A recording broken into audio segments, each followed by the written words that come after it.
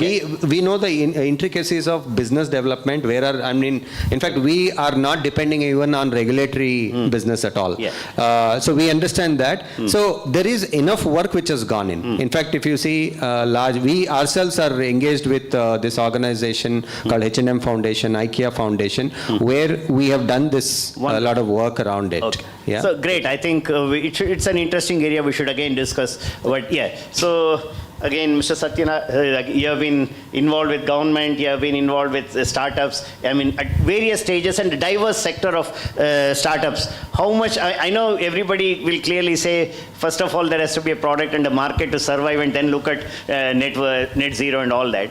But have there been compliance issues if you have not taken this consideration upfront because you have done hundreds plus of startup enabling and across the sector?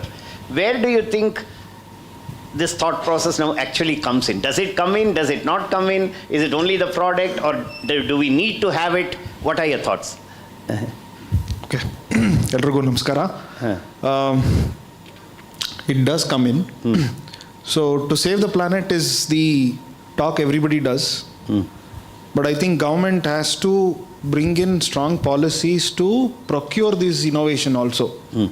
That's where I would say that government can actually start taking a step towards adopting these innovations. You know, it can be in any textile or anything for that matter. Waste management, a lot of people are working on waste management. A lot of startups are working on waste management. But how far they are able to sell those innovative solutions to the government is the question mark even today. And adoption also is a question mark. Like how he said, t-shirt requires so much of water, and other things. Now the cost, we have a startup which is actually producing yarn from a casein water. That is the water which comes out when the paneer is made. From that water, fibers are extracted and yarns are made, and then shirts can be made. Though it is, easy, less economical, less costlier, or probably the same as normal shirt, the innovator is not able to lay the hands on the machine which actually can produce the yarn. Okay, he has to go to IIT Delhi or some other institute to get it. So access to labs also are becoming difficult. At the same time, procurement is also becoming difficult.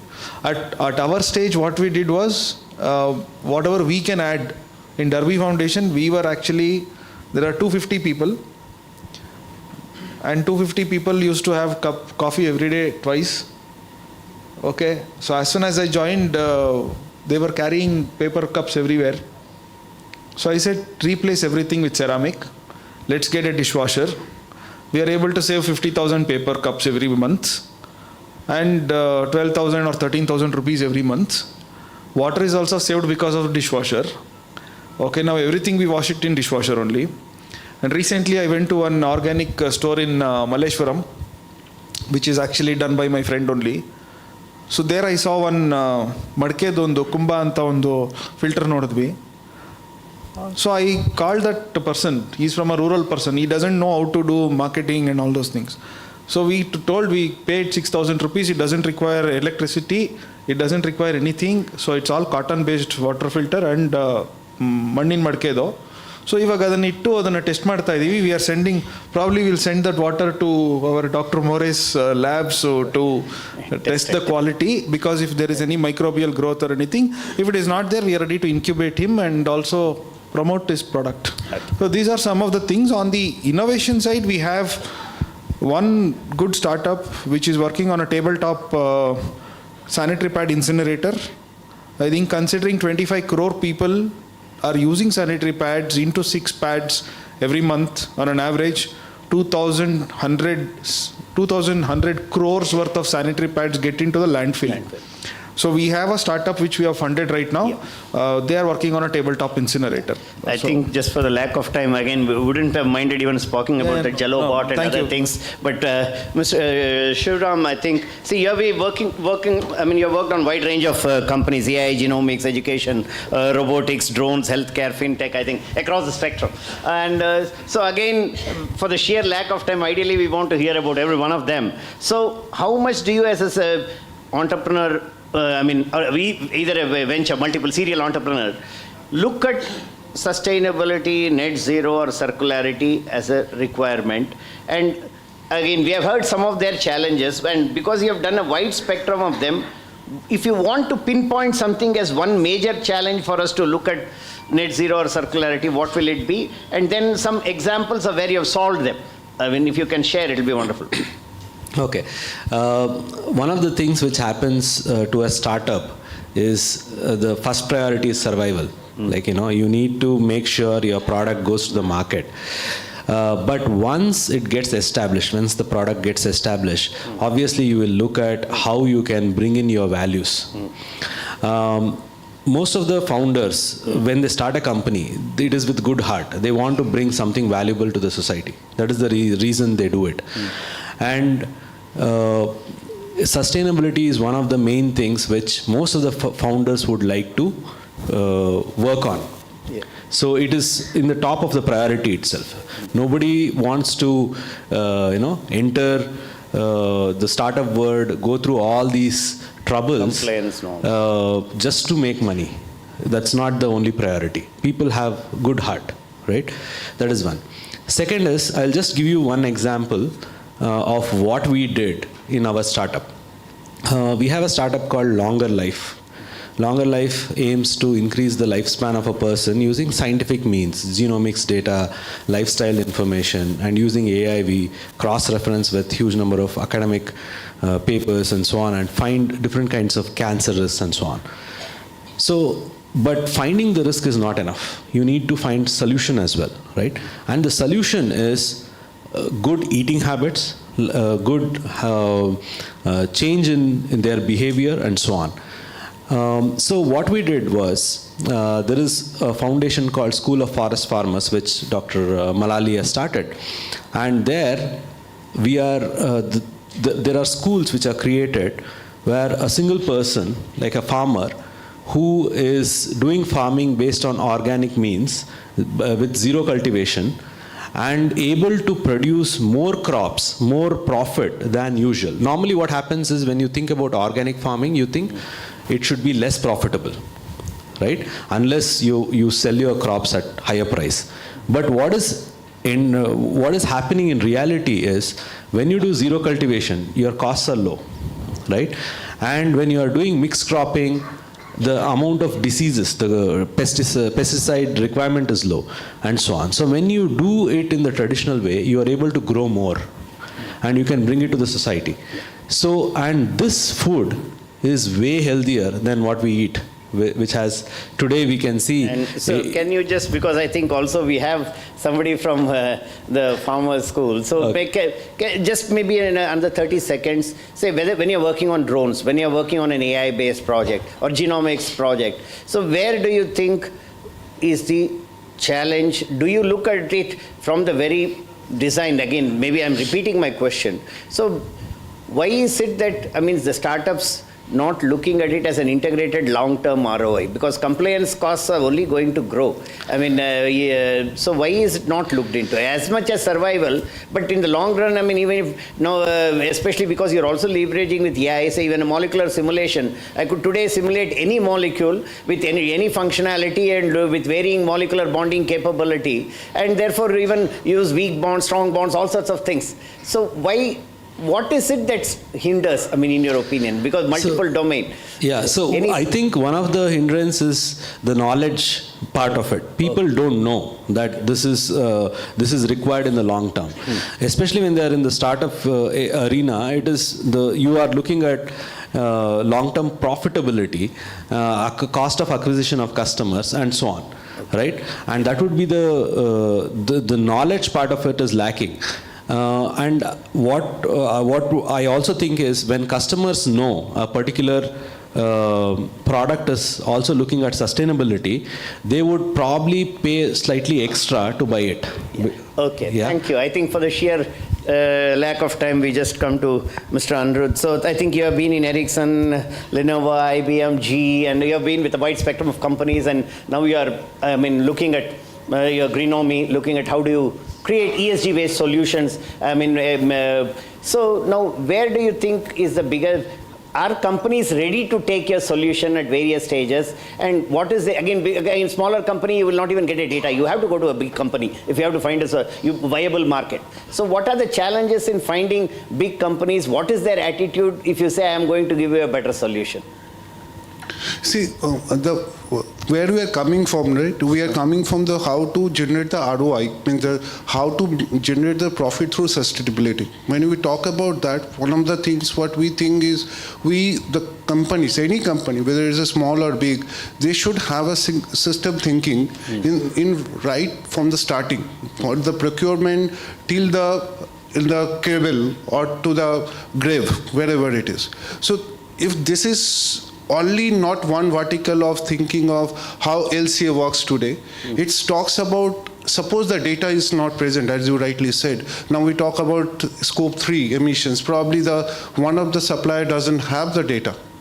So what we do, right? We have to then create some kind of data, which is curation of the data, which is possible today because of AI and many other things, looking at the cross region, cross sectors and all the data, understand the economy part of it, and that is only the everyone understands. So what we are trying to do in Greenomy, if we go and say that you generate this much of emissions, they say, okay, fine, I'm paying tax for that, right? Any company would say that. If I say that, now what is the monetary impact you have? It is not only tax, it's not only having a compliance on place. Now you understand the risk you are involved. Whether if you don't take this call today, maybe you are probably nowhere able to do the business tomorrow.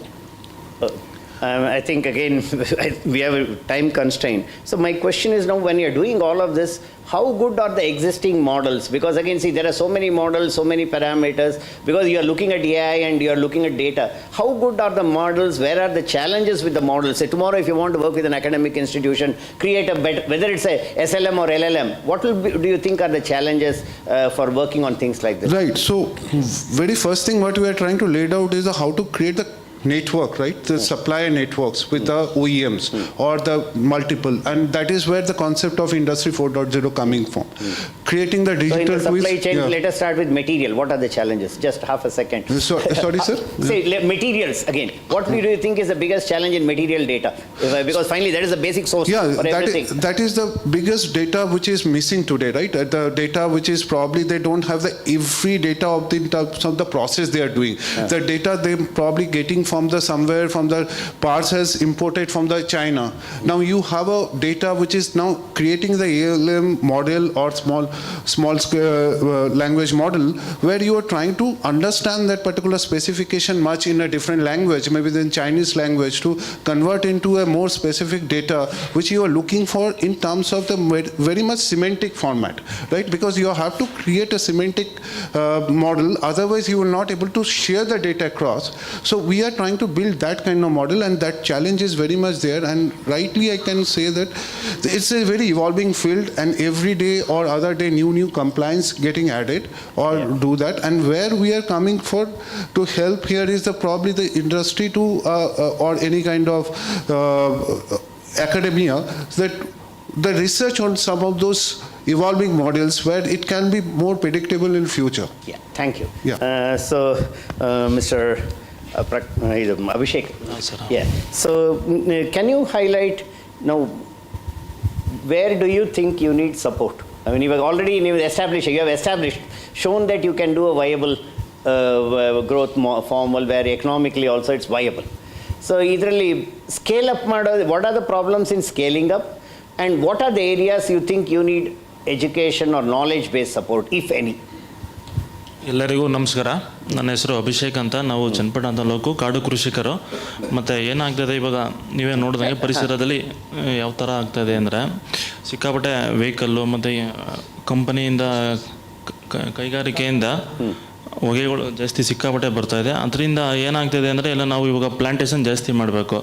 ಇವಾಗ ನಮ್ಮ ಗುರುಗಳಿದ್ದಾರೆ, ಅವರ ಮಾರ್ಗದರ್ಶನದಿಂದ ನಾವು ಎಷ್ಟು ಇವಾಗ startup ಮಾಡಿದ್ದೀವಿ. Sir ಹೇಳ್ದಂಗೆ ನಾವು zero ಕಲ್ಟಿವೇಷನಲ್ಲಿ ಮಾಡಿದ್ದೇವೆ. ಎಷ್ಟು ಒಂದು ಓಪನ್ ಪ್ಲೇಸ್ ಇದ್ದದ ಒಂದು 3 ವರ್ಷದಲ್ಲಿ ನಾವೇ ಕಾರ್ಡು ಸ್ಟಾರ್ಟಪ್ ಮಾಡಿದ್ದೀವಿ. ಅದರಲ್ಲಿ ಒಂದು 50-70 ವೆರೈಟಿ ಎಲ್ಲ ಥರ ಹಾಕಿದ್ದೀವಿ. ಅದು ಏನು ಒಂದು 50 ವರ್ಷದಿಂದ 100 ವರ್ಷವರೆಗೂ ಬರುತ್ತೆ ಅದು ಪ್ಲಾಂಟೇಶನ್. ಮತ್ತು ಏನಾಗುತ್ತೆ ಅಂದರೆ ಒಂದು 3 ಇಯರ್ಸ್ ನಂತರ ಪ್ರತಿ ವೀಕು ನಿಮಗೆ ಇನ್ಕಮ್ ಬರ್ತಾನೆ ಇರುತ್ತೆ, ಇನ್ಕಮ್ ಬರ್ತಾನೆ ಇದೆ. ಮತ್ತು ಮಾರ್ಕೆಟಿಂಗು ಕೂಡ ನಾವೇ ಸೇಲ್ ಮಾಡ್ತೀವಿ. ಯಾವುದೇ ರೀತಿ ಮಾರ್ಕೆಟ್ಗೆ ಏನು ಇದು ಮಾಡಲ್ಲ, ನಾವೇ ಕಸ್ಟಮರ್ ಡೈರೆಕ್ಟಾಗಿ ಸೇಲ್ ಮಾಡ್ತೀವಿ. ಮತ್ತು ನಮ್ಮದೇ ಪ್ರೈಸ್ ಇರುತ್ತೆ, ಮತ್ತು ಯಾವುದೇ ರೀತಿ ಇದು ಇರಲ್ಲ. ಮತ್ತು ಇದೇ ರೀತಿ ನಾವು ಹಾಸನ ಜಿಲ್ಲೆಯಲ್ಲಿ 10 ಶಾಲೆ ಓಪನ್ ಮಾಡಿದ್ವಿ, ಆಲ್ರೆಡಿ ನಡೀತಿದೆ ಶಾಲೆ. ಮತ್ತು ಇವಾಗ ನೆಕ್ಸ್ಟು ಒಂದು ಇಡೀ ದೇಶಾದ್ಯಂತ ಒಂದು 100 ಶಾಲೆ ರೆಡಿ ಇದೆ ಇವಾಗ. ನೆಕ್ಸ್ಟು ನಾವು ಓಪನ್ ಮಾಡ್ತಾ ಇದ್ದೀವಿ. ಅದ ನಂತರ ನಮ್ಮ ಗುರುಗಳ ಇದರಲ್ಲಿ ಪ್ರತಿ ಗ್ರಾಮದಲ್ಲೂ ಮಾಡಬೇಕು ಅಂತ ಇದ್ದೀವಿ. ಯಾಕೆಂದರೆ ಬದಲಾವಣೆ ಆಗಬೇಕು ಅಂದರೆ ರೈತರಿಂದನೇ ಬದಲಾವಣೆ ಆಗಬೇಕು. ಇದು ಅದು ಇಮಿಡಿಯೇಟ್ಲಿ ಬೇಗ ಬದಲಾವಣೆ ಆಗಬೇಕು ಅಂದರೆ ಇದು ಇಮಿಡಿಯೇಟ್ಲಿ ಮಾಡ್ಬೋದು. ಅದು ಏನಾಗುತ್ತೆ ಅಂದರೆ ಇಲ್ಲಾಂದರೆ ಕಂಪನಿಗಳೆಲ್ಲ ಸಪೋರ್ಟ್ ಮಾಡ್ತಾಯಿದೆ, ಇಲ್ಲ ಅಂತಲ್ಲ ಸರ್ಕಾರನೂ ಮಾಡ್ತಾ ಇದೆ, ಆದರೆ ಲೇಟ್ ಆಗುತ್ತೆ.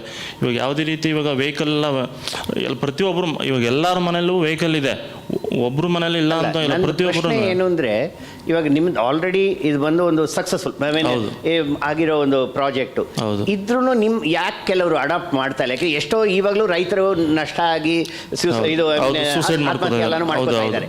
ಅಂಥದ್ರಲ್ಲಿ ಇದು ಯಾಕೆ ಇನ್ನು ಅಂದರೆ ಅವ್ರಿಗೆ ಇಲ್ಲ ಅಂತ ಅಂದರೆ ತಿಳುವಳಿಕೆ ಇಲ್ಲ. ಇವಾಗ ನಮ್ಮ ಗುರುಗಳು ಬಂದಿದ್ದಾರೆ. ಇವಾಗ ನಾವು ಫಸ್ಟ್ ಏನು ಮಾಡ್ತಾ ಇದ್ದೆ, ನಾವು ರಾಸಾಯನಿಕ ಮಾಡ್ತಾ ಇದ್ದೆ. ಫಸ್ಟ್ ನಾನು ಫ್ಯಾಕ್ಟ್ರಿಲಿ ವರ್ಕ್ ಮಾಡ್ತಾ ಇದ್ದೆ 4 ವರ್ಷದಿಂದ. ನಾನು ಬಂದೆ ಫಸ್ಟು ನಾವು ತರಕಾರಿ ಬೆಳೀತಿದ್ದೋ, ಸಿಕ್ಕಾಪಟ್ಟೆ ಕೆಮಿಕಲ್ ಆಗ್ತಾ ಇದ್ದೋ, ಹೊಸ ರಾಸಾಯನಿಕ ಅಂತೂ ಅದು ಸಿಕ್ಕಾಪಟ್ಟೆ ಹಾಕಿ ನಮ್ಮದು ಕೂಡ ಎಲ್ಲನೂ ನೋಡೋದಲ್ಲ, ಹೊರಗಡೆ ಎಲ್ಲ ನೋಡೋದು, ನಮ್ಗೆ ಆಗಲ್ಲ ಇದು ಹಬ್ಬ ಅಂದ್ಬಿಟ್ಟು ನಾವೇನು ಫಸ್ಟ್ ಏನು ಮಾಡೋದು ಅಂದರೆ ಏನೋ ಒಂದು ಹೊಸದಾಗಿ ಯೂನಿಕಾಗಿ ಮಾಡೋಣ, ನಾವು ಒಬ್ಬರಿಗೆ ಮಾರ್ಗದರ್ಶನ ಆಗಿ ಮಾಡೋಣ ಅಂದ್ಬಿಟ್ಟು ನಾವು ಸ್ಟಾರ್ಟ್ ಮಾಡೋದು. ಆ ಸ್ಟಾರ್ಟ್ ಆದ ನಂತರ ಇವಾಗ ನಾವು ಚೇಂಜಸ್ ಮಾಡ್ತಾ ಇದ್ದೀವಿ. ನಾವು ಕೂಡ ರೈತರುಗಳಿಗೆ ಅರಿವು ಮೂಡಿಸ್ತಾ ಇದ್ವಿ. ಚೇಂಜಸ್ ಆಗಿ ಈ ಥರ ಮಾಡಿದ್ರೆ ತುಂಬ ಅನುಕೂಲ ಇದೆ, ಮತ್ತು ಪರಿಸರ ಉಳಿಸ್ಬೋದು, ನಾಳೆ ದಿನ ತುಂಬ ಹೆಲ್ಪ್ ಆಗುತ್ತೆ ಅಂತ ಸ್ಟಾರ್ಟ್ ಮಾಡಿದ್ದೀವಿ ಸರ್. ಸೊ ಟಿಪಿಕಲ್ ಆಗಿ ಎಷ್ಟು ಇವಾಗ ಒಂದು ಅವರು ಆದಾಯ ಹಾಕಿದ್ರೆ ಎಷ್ಟು ಲಾಭ ಬರ್ಬೋದು? ಒಂದು 5 ವರ್ಷದಲ್ಲಿ ವರ್ಷಕ್ಕೆ ಯಾವ ಥರ ಏನಾದ್ರು ನಂಬರ್ಗಳು ಹೇಳ್ಬೋದಾ? ಇವಾಗ ಎಲ್ಲರೂ ಇಷ್ಟಪಟ್ಟು ಬರಬೇಕು, ಲಾಭ ಬರಬೇಕು. ಖಂಡಿತ. ಇವಾಗ ಏನಾಗುತ್ತೆ ಅಂದರೆ 1 ಎಕರೆಯಲ್ಲಿ ಕನಿಷ್ಠ ಭಾಗ ಅಂದರೆ 5 ಲಕ್ಷದಿಂದ 15 ಲಕ್ಷವರೆಗೂ ಪ್ರತಿ ವರ್ಷ ತಗೋಬೋದು. ನಮ್ಮ ಇದರಿಂದ ಮಾಡಿದ್ರೆ ನೀವು ಖಂಡಿತ ಮಾಡ್ಬೋದು. ಅದು 0 ಇನ್ವೆಸ್ಟ್ಮೆಂಟ್, ಯಾವುದೇ ರೀತಿ ರಾಸಾಯನಿಕ ಬಳಸೋಂಗಿಲ್ಲ, ಯಾವುದೇ ರೀತಿ ಕೆಮಿಕಲ್ ಬಳಸೋಂಗಿಲ್ಲ, ಯಾವುದೇ ರೀತಿ.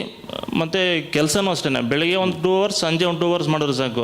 ಮತ್ತು ಈ ಥರ ಮಾಡ್ಬೋದು, ಏನು ಸಮಸ್ಯೆ. ಒಂದು ವಿದ್ಯಾಸಂಸ್ಥೆಯಿಂದ ನಿಮ್ಗೆ ಯಾವ ಥರ ಸಹಾಯ ಬೇಕಾ ಬೇಡವಾ? ಬೇಕು ಸರ್, ಖಂಡಿತ ಬೇಕು. ಸಹಾಯ ಬೇಕು. ಈ ಥರ ಬ್ಯಾಕ್ ಬೋನ್ ಆಗಿ ಯಾರೋ ನಿಂತ್ಕೊಂಡ್ರೆ ತುಂಬ ಅರಿವು ಆಗುತ್ತೆ. ರೈತರು ಕೂಡ ಬದಲಾವಣೆ ಆಗ್ಬೋದು, ಮತ್ತು ಪರಿಸರ ಬದಲಾವಣೆ ಆಗಬೇಕು. ಇದೇ ರೀತಿ ಬದಲಾವಣೆ ಆಗಬೇಕು. ಪ್ರತಿ ಊರು, ಪ್ರತಿ ಗ್ರಾಮದಲ್ಲಿ ಪ್ರತಿಯೊಬ್ಬರು ರೈತರು ಕೂಡ ಈ ಥರ ಮಾಡಿದ್ರೆ ಬೇಗ ಬದಲಾವಣೆ ಆಗುತ್ತೆ. ಇದಂತೂ ಸತ್ಯ sir. Thank you very much. I think ಇನ್ನೇನಾದ್ರು ಹೇಳಬೇಕಾಗಿತ್ತು? ಹೌದು ಸರ್, ನನಗೆ ಸಂಸ್ಥೆಗೆ ಅವಕಾಶ ಮಾಡಿಕೊಟ್ಟಿದ್ದಕ್ಕೆ ತುಂಬ ಧನ್ಯವಾದಗಳು, ಮತ್ತು ನಮ್ಮ ಗುರುಗಳಿಗೆ ತುಂಬ ಧನ್ಯವಾದಗಳು ಸರ್. ಅವರು ಮಾರ್ಗದರ್ಶನದಲ್ಲಿ ಇನ್ನೂ ತುಂಬ ಅತಿ ಹೆಚ್ಚಾಗಿ ಮಾಡಬೇಕು ಅಂತ ಇದ್ದೀವಿ ಸರ್. ಅವರು ತುಂಬ ಥ್ಯಾಂಕ್ ಯು ಸರ್. ನಿಮಗೂ ಕೂಡ ತುಂಬ ಎಲ್ಲ ಐ ಥಿಂಕ್ ಸಹಾಯ ಅಥವಾ ಸಹಯೋಗ ಉಂಟು ಕೊಡ್ತೀವಿ. So professor Suryanarayan, I think you see everybody is today talking of air pollution. You are working on various environment and material related and climate related issues. Okay, so can you highlight about, say, the air pollution technologies that you are working on, and what are the challenges for it to scale up? Because now it's quite some time you have already demonstrated that you can clean the air. And anywhere you could even create a set of series of pillars or towers and you can do it. So what do you think are the major challenges that have restrained it from taking off? Okay, sir. First of all, let me thank you for giving me the opportunity to speak here, and also to the organizers. Let me give a little bit of historical background. About 3 years ago, one startup company approached me with a problem. See, there is enormous amount of carbon dioxide in the atmosphere. The global level is 415 ppm. Can we develop some technology where you can directly extract carbon dioxide from the atmosphere? So this was a challenge posed to me. And he came up with a possible solution that there is a particular chemical. I don't want to reveal the name of the chemical. When it reacts with air, it absorbs carbon dioxide and nothing else happens. Can we use this idea? So basically, I am from an engineering background, and engineers always make products. So I was posed with a challenge. Can I make a machine which does this job? Okay, so I thought about it and worked alongside the startup company, and I built a device. It's about 2 feet by 2 feet by about 10 feet height. And in this, what I'm doing is sucking the atmospheric air through filters so that I get particulate free air. And I'm sending this air into a column upwards, and from top to bottom I am spraying a chemical. Okay. Now, after a certain time, let's say about 2-3 hours time, the chemical starts absorbing carbon dioxide, and I can boil this liquid and extract gas out of it. So the idea here is there are a lot of industries which require carbon dioxide. For example, food and beverage industry, agricultural industry, they need carbon dioxide. So we are telling them this idea: why are you buying carbon dioxide? Make your own carbon dioxide. Make in your backyard. Buy this equipment. So the idea came. What is the ROI for the company if they want to install this device? It turned out that they need much larger volumes of carbon dioxide. What we are able to generate is about 6 tons per year. Unfortunately, the equipment is in the Kudlugate campus. I wish I could have brought it here to demonstrate. From scaling up or having a cycle of companies. So what happened? Yeah, right. So now what has happened is the startup company was looking for CSR funding, and it was not coming up in the last 3 years. It has not come, but now a group of investors have come forward, and they are giving us this challenge with 2 challenges. One is you develop a plant which is somewhat larger in scale, larger in size, and it should have 2 production lines. One production line should give you methane, formic acid, and then formaldehyde, which are used in the industry. And another line of product should give me methane. Methane is used in industry. So now we are working on this problem. They have approached our Vice Chancellor also, and we're getting a lot of support from the management to convert this into a prototype. Because what we now have is a proof of concept. Proof of concept to prototype is a big jump. And from the prototype, it becomes a production version. Yeah, thanks, Dr. Suryanarayan. I think for the sheer lack of time, I think we will have to literally close up and not even go with the follow-up. But I think from the diversity of experiences that people have shared, that you see that there is an awareness, clear awareness, and they are even already working on because India is one of the largest textile producers. So they can now leveraging image processing, do all sorts of things from there, and multiple companies in leveraging AI and technology for environment, health, food between our incubators have been done. You had rightly mentioned that essentially we need advocacy for people. They need to be made aware, and also if we could have aggregators, it would become more viable and this whole business will become viable. And of course, I think Mr. Shivram mentioned about wide range of possibilities. So, and you again said, finally both said there is a need for education, so more advocacy. So somewhere I think, and plus of course he also saying they had the same problem. They have to now scale it up. It essentially comes down to communication advocacy because people need to be educated. And plus here again we are very well sure that we see so many potential for the type of technology that Professor Suryanarayan is doing, from a small burning farm where it could be mobile to creating across the road pillars along them, and then they could be then connected instead of simply saying connected through pipes. A lot of solution exists. So the key I think is Indian small and medium enterprises can do wonders. We academic institutions have to wake up and work with them and see that where can we support, which would directly give our students experience of product, process, solution, cutting edge, and understanding of fundamentals. And cumulatively, if we aggregate these together, we'll be able to do, whether it is delivering the whole gas at rather than looking at one place and solution. So a lot of provision exists, and I think it's an exciting opportunity for us to look at and work. That's where we are saying in this conclave that we want to work with small and medium entrepreneurs. How do we share each other's competence and expertise mutually for win-win growth for all of us? And we could do all of this. I think again you see so much of solutions enabling with ROI. I think sky is the limit for us. Thanks once again for all of you for giving us an opportunity to learn something about your work. We look forward to working with all of you, and thank you once again. I think we'll have to close it. We'll just have a small memento process. Yeah, thanks once sir. again. Yes. I thank all the participants. Yeah, give a big round of applause. Sir, please. I will request the IACT chairman, Professor Sitaraman, to please present the mementos. Sorry, couldn't discuss too much with the but we wanted to highlight that a lot of things can be solved here itself. Don't have to go to last year. Thank you, sir.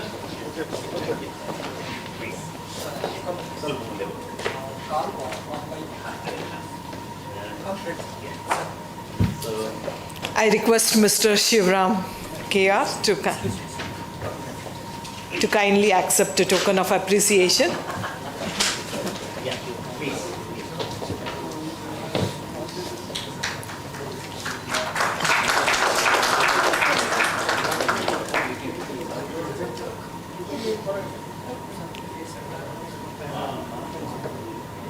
I think we'll move it. Please, can you come towards your right?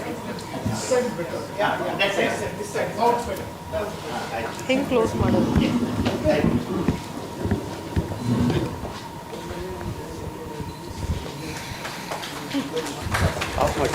Of ಮಾಡಿರಿ. Mr. Anirudh Singh, please accept a token of appreciation.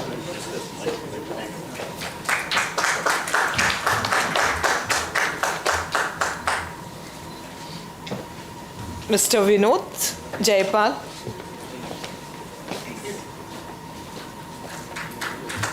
Thanks for being there with us, sir. Mr. Vijay Krishnappa. Thanks for joining us. Mr. Satyanarayana.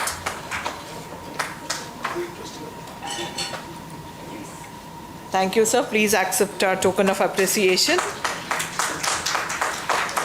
Mr. Vinod Shankar.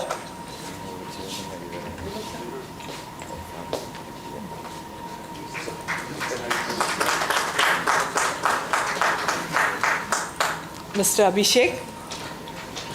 ತುಂಬ ಧನ್ಯವಾದಗಳು ಬಂದಿದ್ದಕ್ಕೆ.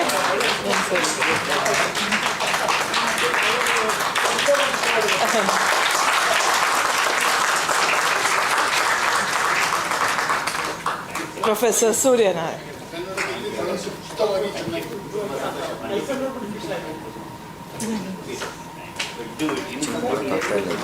ಬೇಡ ಬೇಕಾಯ್ತು ಇದ್ಕೊಳ್ಳಿಲ್ಲ. Escape desktop ಮೇಲಿದೆ. I will give you the first one. ಸುಮ್ಮನೆ ಅದನ್ನು ಹಾಕಿ ಇದು ಮಾಡಿ ಅಷ್ಟೇ. ನೆಕ್ಸ್ಟ್ ಇನ್ನು ಈಗ ಬೇಡ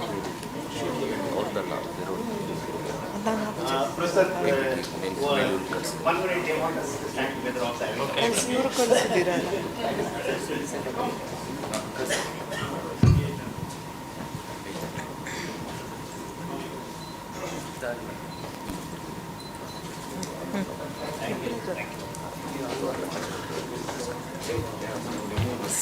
Yes, sir.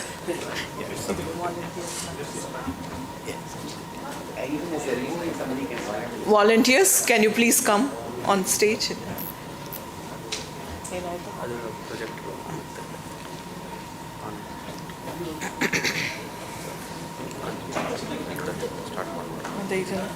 ಕಾಣಿಸ್ಬೇಕಲ್ಲ.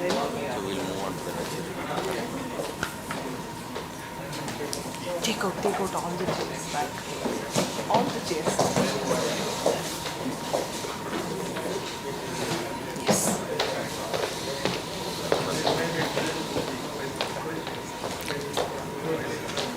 We are starting with the third session, which is on tools, data and implementation for net zero engagement. We have with us Dr. Aparna Gupta, advisor to ANRF DST, Government of India. Sustainability and AI and government initiatives is the topic that she'll be delivering with. She serves as a principal expert and advisor to the CEO of ANRF, Department of Science and Technology, Government of India. She is also a tenured full professor of quantitative finance at the Lally School of Management, New York. Dr. Gupta has held senior leadership and advisory roles with the US National Science Foundation, the US Securities and Exchange Commission, and NSF-funded innovation centers, contributing to large-scale innovation ecosystem and financial technology research.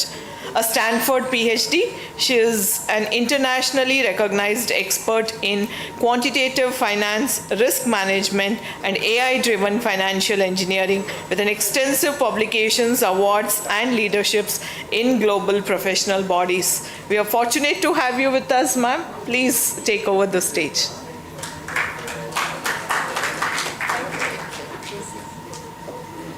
Good afternoon. Namaskar. Thank you so much for the kind introduction, and of course thank you to Vice Chancellor sir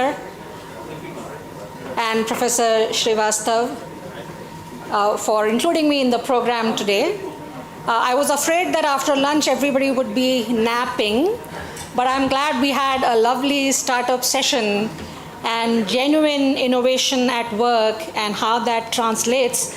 And the way Vice Chancellor Sir organized it, he put everybody to task in terms of coming up with research questions or educational opportunities in all the startups. I'll wait for the slides to come up. I have now approaching 19 minutes, and I will try to use my 19 minutes judiciously. And I can keep talking, that's okay. So the couple of hats I wear and a couple of hats that I worn some months ago is basically what I've tried to tie into my 19 minutes.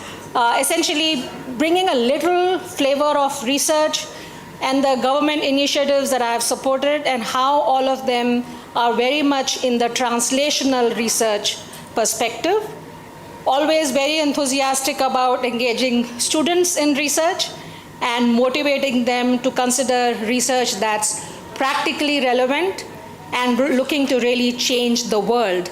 So change the world, by the way, is a phrase my institution, my primary institution where I'm a tenured professor, Rensselaer Polytechnic Institute, change the world is our tagline.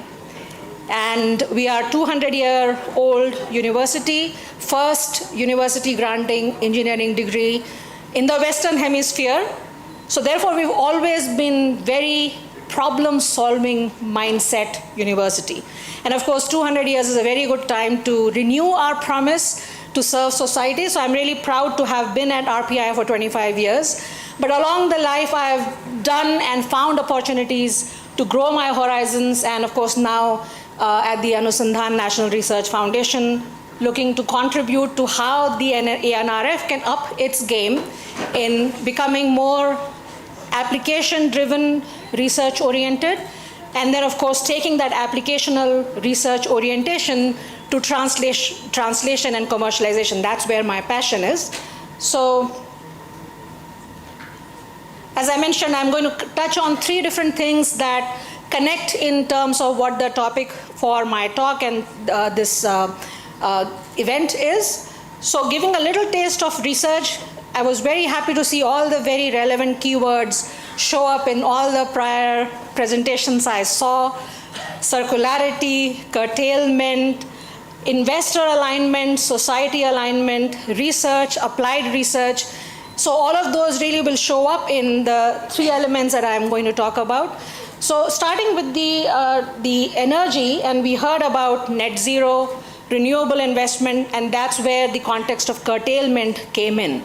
So if you're looking to be more renewable generation oriented, there are 2 major elements: is the inherent risk of the renewable generation, and then how that seamlessly integrates in the grid.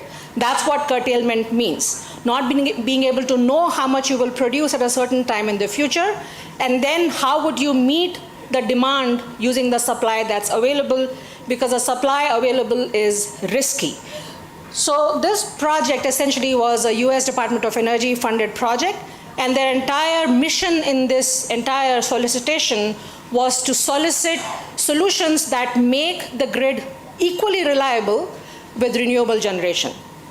And so what we propose is a fantastic, because of course I have to be biased, fantastic example of how market solutions can be created for engineering technical problems, right? So there is curtailment, there is risk, and hence there's curtailment, but how can we design solutions that are more enabling of generators in bringing their produce to market? So essentially, risk profile of generation assets, and then looking at financial innovation, solutions of tranching. So that's the bringing of disciplines together in being able to solve engineering problems. So concept of tranching simply means that you create segments of risk profile and provide each segment at a certain price point because it has a certain risk. That was the core technology or core innovative solution we were bringing to this curtailment problem. And then the big challenge is, of course, for the market to upgrade, the market design to upgrade in uptaking such contractual offers by the generators. And of course, the market confidence increases if there is some kind of scoring. We all hear about credit scoring, as in how well I am or how capable I am to pay off my debt in whatever duration of time I'm exposing the society to credit risk. Here, it's really about how assured I am or a generator is to deliver what they are promising. So do a performance scoring of that, right? So if we are talking about AI, then obviously the ways by which this problem will require data, will require the innovation that we are bringing, and then require all the kinds of computational technologies, which of course AI is at all the levels, that you can solve the problem to require reliability goals. So that was the scope of this exercise, and of course we were working with real data. That's what I'm trying to show in the middle. Focused on wind and solar assets in New York and Texas, using real data and showing how you can create these tranches, segments of risk of generation of a renewable asset that the generator can then take to the market, and the market clearing will respond to that risk profile. So all the other remaining slides I have was to show basically all the mathematical formulation and the AI innovation that went into this question. And the two plots that you're seeing there is a 24-hour profile of a wind generator in peak time and off-peak time, productive time and non-productive time. A lot of variation by hour, a lot of variation by time of year. And the bottom one is of solar, same asset, same generator, same location, but in different times of the day, in different times of the year, right? So that's the kind of stochasticity, uncertainty you are dealing with, risk you are dealing with. And then the question is, once you design a so-called contract offer of certain risk profile, and this equation, a lot of math symbols in there, only to show the rigor that goes into the back end of designing a contract, pricing a contract that's reasonable for the risk it bears, and therefore defining the contract that a generator is bringing to the market.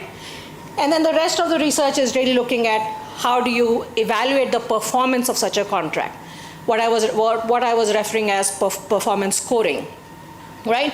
So from a pedagogical perspective, from an educational perspective, this may not be what a typical student in engineering thinks about, but that's the benefit of cross-disciplinary research, right? When finance researchers actually do talk to engineering researchers, which happens very infrequently enough for my happiness, but that's where the opportunities are. So pretty much in every other lines of research, some of which I'll also shed some light on, that is very critically important. Knowing the rigor of math, knowing the rigor of decision systems, AI being one of those, where you can use data, methodologies, algorithms to come up with some recommendations, whatever the context of it may be, and then being able to solve an actual problem, which means actually understanding that domain, understanding electricity markets, understanding generator profiles, technologies, etc., etc. So of course, none of this is stationary, none of this is stagnant. The wind generation, the solar generation, quality of instruments and systems is improving, right? And so of course the question is evolving, but the challenge remains the same of how do we become net zero for our energy needs, which we have heard amply today. That is not going to go down, it's only going to go up, perhaps exponentially as we consume more data and we create more generative AI models, etc., etc. So our hunger for energy, our hunger for data, our hunger for data analytics is only going to increase, and hence the need for energy and the burden on it. So I'm just showing here a few plots. You can't end a research presentation without showing some pictures as well as equations. So this is my sweet picture of a set of plots. And all I'm trying to show here is all the statisticians in the room see histograms all day long, right? And what I'm trying to show here is the shape of the histogram. And when the shape is different, you know that your prediction will be challenged by it. If it's right shaped or left shaped, as in skew right, skew left, skew, your prediction will be challenged, as in your outcomes are, you don't know where they are. In solar assets, they happen to be of a certain form.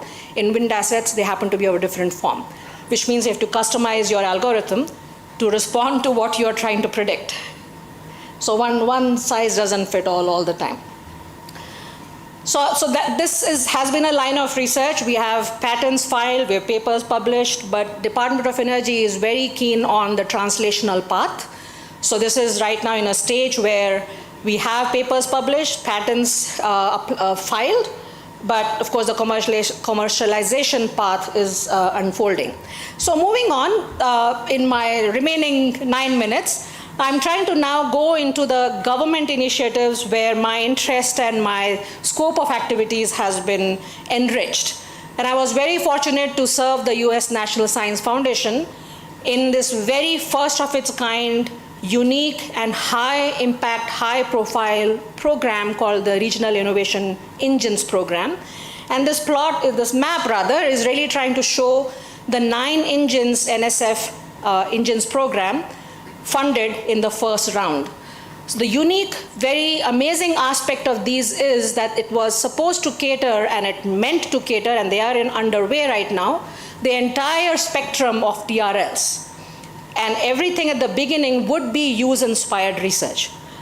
So creating these specific place-based use-inspired research ecosystems that creates a community and a very large stakeholder partnership to identify one set of key technologies in which use-inspired research is planted, and then the ecosystem is designed to take it all the way to market and make all the kinds of economic and societal impact.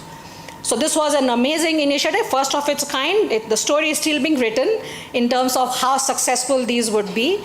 So in these 9, you can actually read, and it's all available online. Search for NSF engines and you'll get this plot. The only main thing I wanted to highlight was US NSF has finally stepped up in saying research translation matters. We need to see how our tax dollars actually generate societal benefit. And this is a bold, large step to do that. And the other point I want to make, of course, is if you read the engine names, many of them have a very strong sustainability flavor. We heard of the energy, there is an energy storage one, we heard of energy transition, there is a carbon capture and energy transition one, we heard of water today, there is an engine around water near the Great Lakes, and so on. So the point is, this was a large investment, and large definitely means here in millions of dollars, $160 million a pop. So this is a multi-billion-dollar investment, and the next round is underway, as in the next round of engines will get selected by early next year, hopefully. All the disruptions notwithstanding. So of course that brings me to where I am now, the ANRF context, where I am serving as the advisor to the CEO. And then, of course, we heard of the very significant announcement of the 1 lakh crore fund, which is the RDI, Research Development and Innovation Fund. I see these two things in very strong parallel. While RDI fund is not creating specific ecosystems around specific technologies, their angle is very much the same. So the angle is in terms of seeing what prospects of low TRL funded research there may have been, or existing research there may have been, and really supporting it to ride through the higher TRLs 4 through 10. Right? Of course, we all know Valley of Death, where you don't have private capital show up, and this is where this fund is supposed to help. What I'm really pleased about is how the RDI fund prospect, the entire value proposition is created upfront before all the other pushes of creating impact-oriented research is done through ANRF. And that's something I have to say the engines program, the NSF program hasn't done. So we are doing something better than what is done by NSF. So of course, the devil is always in the detail. As it is in the engines program, the devil is in the detail. The complexity of these efforts is non-trivial. So everybody and all the energy that the youngsters, the old-timers can bring to this effort, that's the call, right? At our level, at individual researchers and passionate people level, that's the call. Bring in the energy so that the government is successful with this RDI fund, and obviously all geared towards Viksit Bharat 2047. So the last one set of slides I had was around circularity, and we have heard plenty of reference to circularity. But my pet peeve about circularity, and by the way, these two students are working with me on the paper of that title. I had to present that to you because we talked about research-oriented alignment of students. So one of the students is a high school student, the other is a college first-year student at Purdue University. So the framing of this research is things we have heard today, right? So we've heard about ESG, that reference did come up, but I was so happy to hear the reference to circularity come up at least 20 times more. And that's my pet peeve. And my pet peeve really is about how we are aligning for one versus the other definition. The reference to greenwashing came up, and that's right up there. So in my community of business researchers, ESG has been milked, but we also know ESG is troubled with and filled with the issue of greenwashing. Window dressing to present and please the so-called stakeholders, but not actually doing things right. And my pet peeve about that is we were wrong at the get-go. ESG is a wrong horse to ride on. It's collecting too many keywords into one bundle and really meaning nothing. And it's not aligning with the core incentives of the stakeholders, primarily the corporate entities, in what their primary mission is.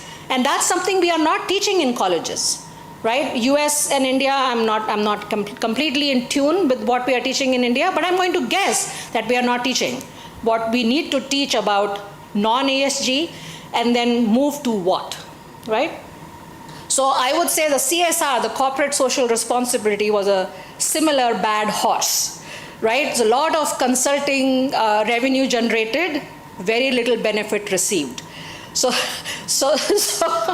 yeah, we all know how that goes, right? So that's the point, right? So if you do these lightweight, nonsensical packaging and these buzzwords pick up and people make money out of it, and the society doesn't benefit. That's what CSR was, that's what ESG is, and we should throw it out of our vocabulary.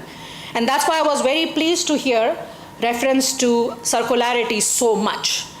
But then, of course, the issue is circularity is not a single species animal, right? It is truly going to the foundations, truly becoming ground up in terms of how we build our industry, sectors, companies, and how that actually is seen by two important stakeholders. That came up many times in this panel discussion.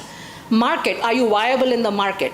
Who is market? Market is us, consumers, users and consumers. So that's where it's the social element of ESG really needs to come into circularity, and how do we change choices, preferences, and attitude of the consumer users. Right? So that's where the language should be, so that the market wants long-term goodness out of the products. So I would therefore really very strongly emphasize the circularity grounding of sustainability, and that would mean many different things to different sectors, product types, market lines, etc. But that's what we need to teach in our curriculum, so that we make the users and the society at large more aligned. And that's what research should be funding as well, right? That was research should also be considering as the projects, as what I'm looking to do in this particular piece of work. And then the other element, the other stakeholders is investors, right? Have we educated investors in terms of the right tools and techniques, the right language, the right frame in which we want to think about investment and the investment reward? I'm sure not all investors will jump onto the circularity bandwagon, but those that are looking for impact investing have to be educated. And the students who are looking to become investors of the future in finance curricula need to be educated what circularity means and what investment towards circularity means, and all the AI tools that can enable that analysis. Life cycle analysis came up, and that's a very important topic. We don't just look at a solar panel and think we have saved the planet. Where did it come from? Where does it go after being used? That's the life cycle, right? And so if you're not thinking life cycle and creating mechanisms to ensure that life cycle robustness is there of these so-called solutions, then then we are not solving the problem yet. And so I'm going to end with that. That's pretty much what I have been budgeted for. I just had one slide about the programs at ANRF that are angling towards sustainability. But really broadly, the real question is, what do we teach our students? How do we align research to enable what our goals are with AI solutions for sustainability and all the industries, energy included, to enable that mindset change and the market attitude change and the investor outcome searching change. So I'm going to pause with that.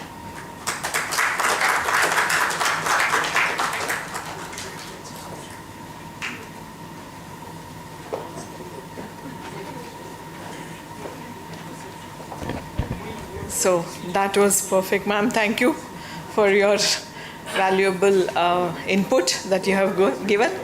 I would request Dean Research, Dr. Sudarshan, to kindly hand over a token of appreciation to Madam. Please.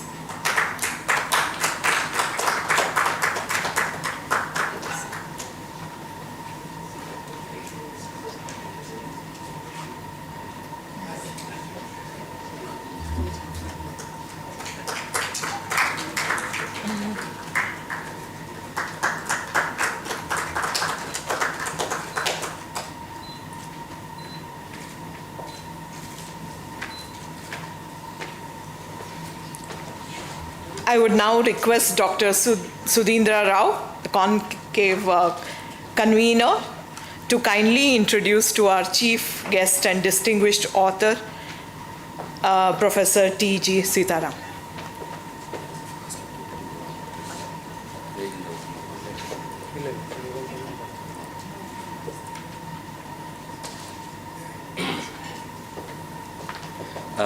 Hi, good evening to all of you.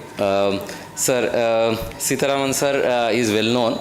He has been chairman for AICTC. So he is a distinguished academic leader, institution builder, national policy expert with over 35 years of transformative contributions to India's technical education, research, skilling, innovation and infrastructure ecosystem. With a strong academic background from IISc, Indian Institute of Sciences, he was also led as a director IIT Guwahati, and he has been chairman AICTC from December 2022.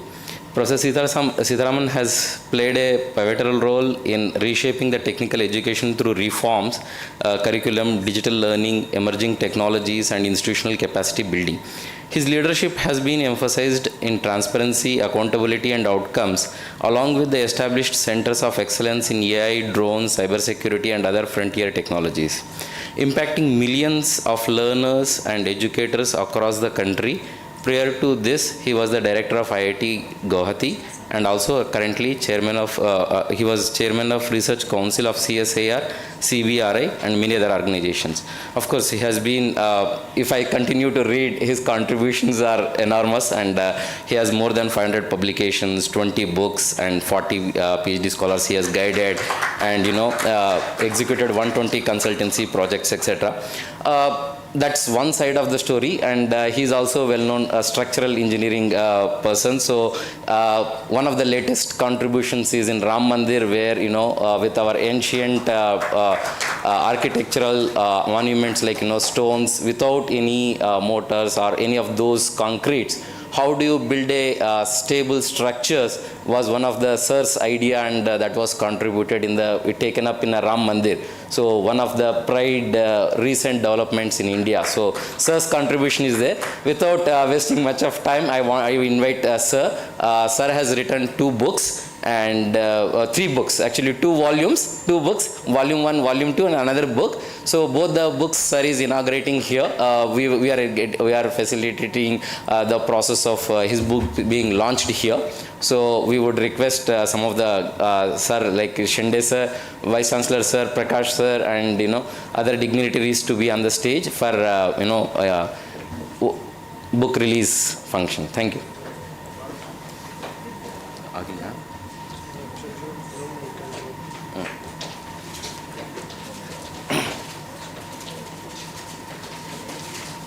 I request I request Vice Chancellor Sir to give a welcome bouquet to Professor Sitharaman.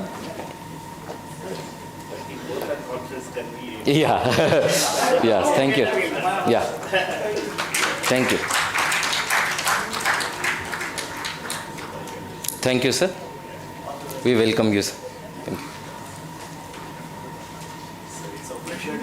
Yeah, we'll book the release and then Yeah. we'll have the talk. Yeah, we'll release the book.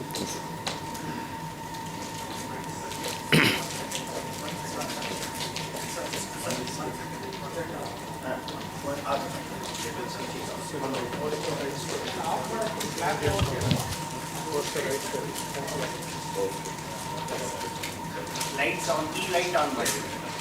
E-light on, buddy. Please switch on all the lights.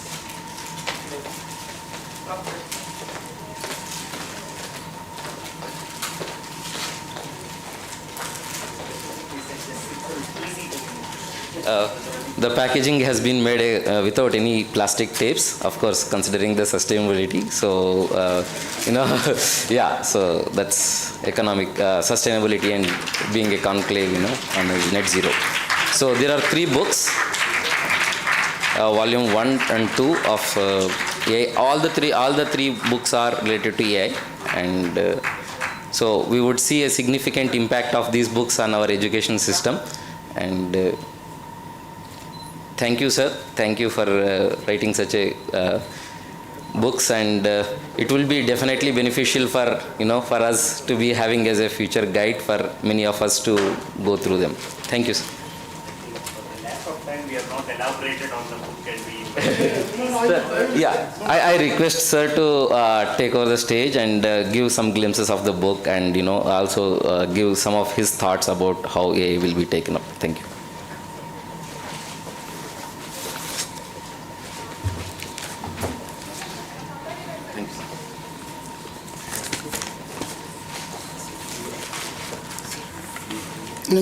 No problem. It's there. If you want. I sent actually to Subramanian. ಮಲಲ್ಲಿ ಕೂಡ ನೀವು ನಿಮಗೆ ಕಳಿಸ್ಲಾ ನಿಮ್ಮ number ಇಲ್ಲ ನನ್ನ ಹತ್ರ ಇರಲಿ ಬಿಡಿ ಓಲಿ I will speak but ಅವ್ರ ಹತ್ರ ಇದೆ ಅಷ್ಟೊತ್ತಿಗೆ ಮಾಡಿ ಎಂಡ್. ಎಲ್ಲರಿಗೂ ನಮಸ್ಕಾರ. First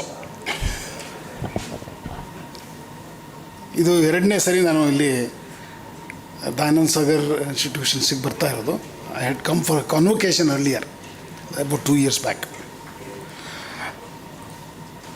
so today I have chosen my topic as when intelligence meets sustainability, AI for a net zero world. That's my topic. Professor Rajendra Shinde, I think because of you I'm here. Actually, he told me he should come, and he kept on.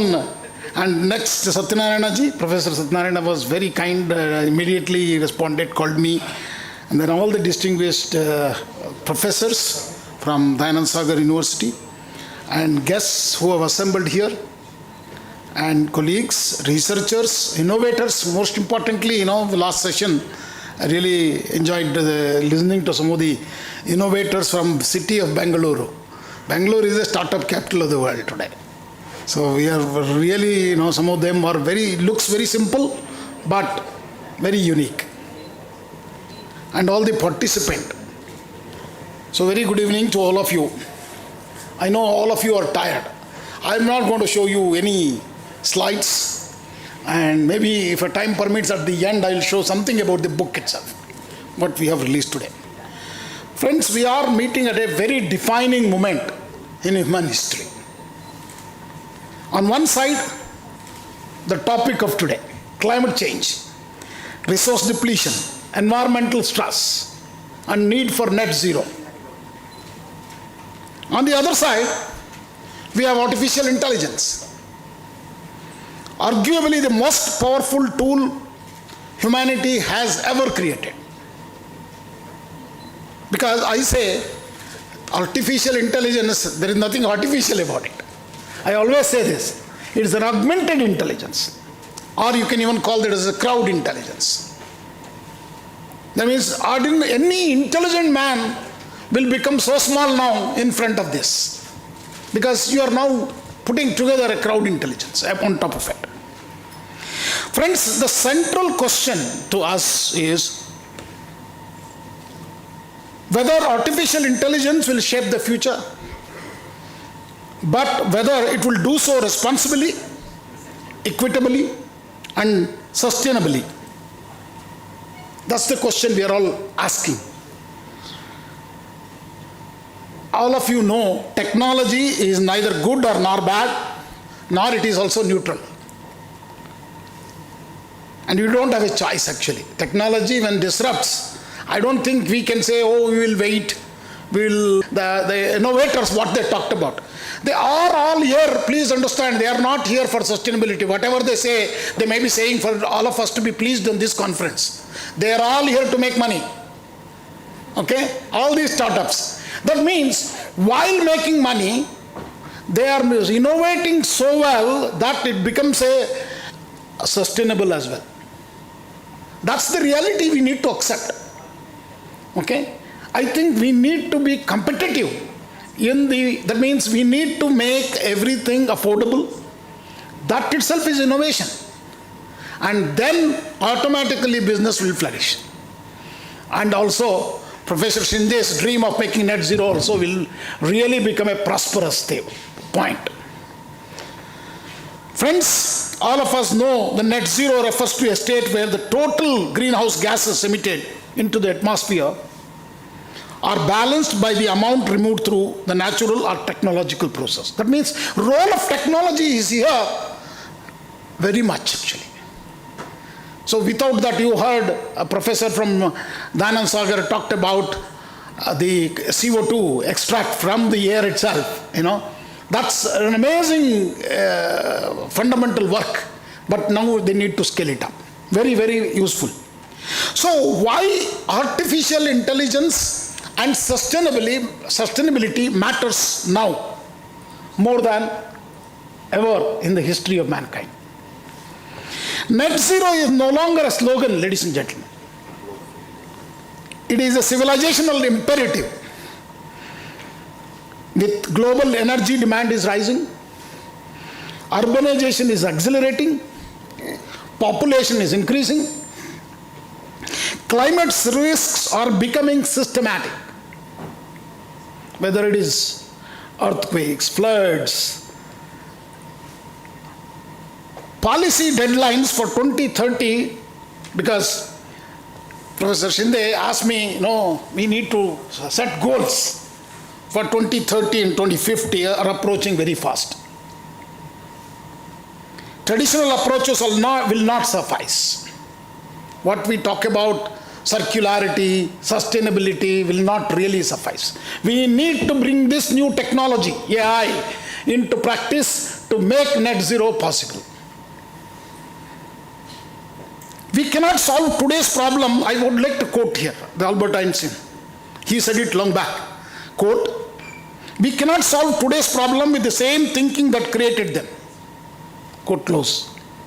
AI, friends, changes this equation by enabling prediction instead of reaction, optimization instead of excess, intelligence instead of inefficiency. So what I am talking about is inefficiency of our approaches actually. That's where AI is going to play a major role to us, help us.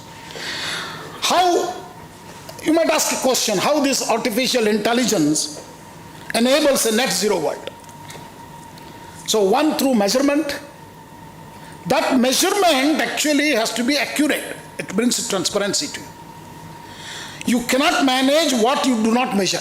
See, if you do not know the data itself, what is your limits, what is the thing, then what are that we are going to control? So you need to first measure. I ask a question to all of you, simple question. How can we convert grass into cheese? This may be a very fundamental question. Can we really do this? Okay? Can anybody think about it? How do you convert grass into cheese? I am saying it is possible. You need to bring in cow in between. Okay? That cow is artificial intelligence. You see, I will just, for young people who are sitting at the back, I just wanted to tell you how this cow concepts come in. See, we need to bring cow in between because this is going to make it happen. How this will go to make it happen? Cow converts grass into milk first. Correct? It will eat grass and then milk is produced. And then milk to curd, curd to cheese. That means you have a processing and aging time also is there, which cow acts as a biological processing engine in between grass and the cheese. So the cow does not understand grass, it transforms it, ladies and gentlemen. Similarly, this grass cheese story is actually a perfect metaphor for artificial intelligence. How? See, we have talked about data. Data will actually bring in knowledge. But you need to decipher that knowledge. Okay? We need to decipher that knowledge. That's what we call intelligence. How do you do that? That's where your algorithms, neurons, layers of neurons, each simply individual powerful together. The intelligence emerges from interaction, not from a single component. That is exactly how deep learning works. For a people, some small, for the college goers, I will tell you what is deep learning. It's something very simple. So what is important for us is measurement is the first, and data is very key.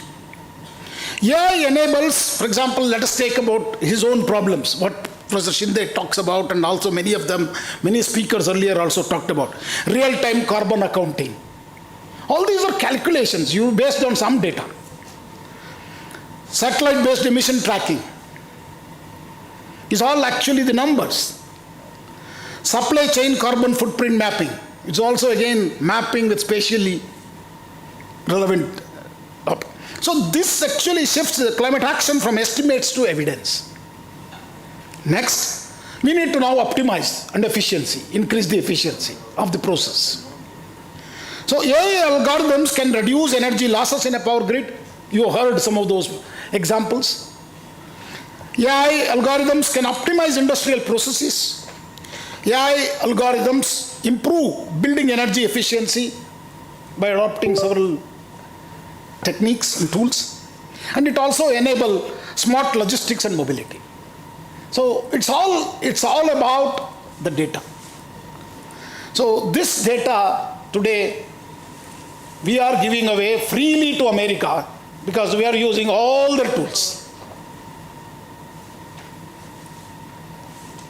So next point will come is, okay, we have the data, and what is good data, what is bad data, how do you really predict what we would like to see. So the prediction, I say more than prediction, prevention is the best thing. So AI helps us move from crisis response to foresight. Whether it is in climate risk modeling, you just heard about it, extreme weather predictions, or flood, drought, or heat wave forecasting. Yet we have not yet reached the prediction of earthquakes. Even though one or two countries claimed it by looking at the waves, P-waves, okay, and maybe about 30 to 40 seconds earlier than it hits. So what do you do in 40 seconds? So prediction sometimes may be useless. So the preparedness is the best thing. Friends, so in all this, what is important for us is innovation. That brings the transition. The innovation basically can be accelerated using artificial intelligence. That's this power of AI. Whether it is discovery of new materials for batteries or renewables, it could be hydrogen or storage optimization, or even circular economy design itself, you can innovate. Waste reduction and recycling intelligence. See, because you need to learn this from several people. See, just what I do is the best, that days are gone. We need to see how others are doing. That's where the artificial intelligence plays a major role. This is where AI meets deep science, ladies and gentlemen. Somebody might think, oh, it is superficial. No, it is actually more of a deep science.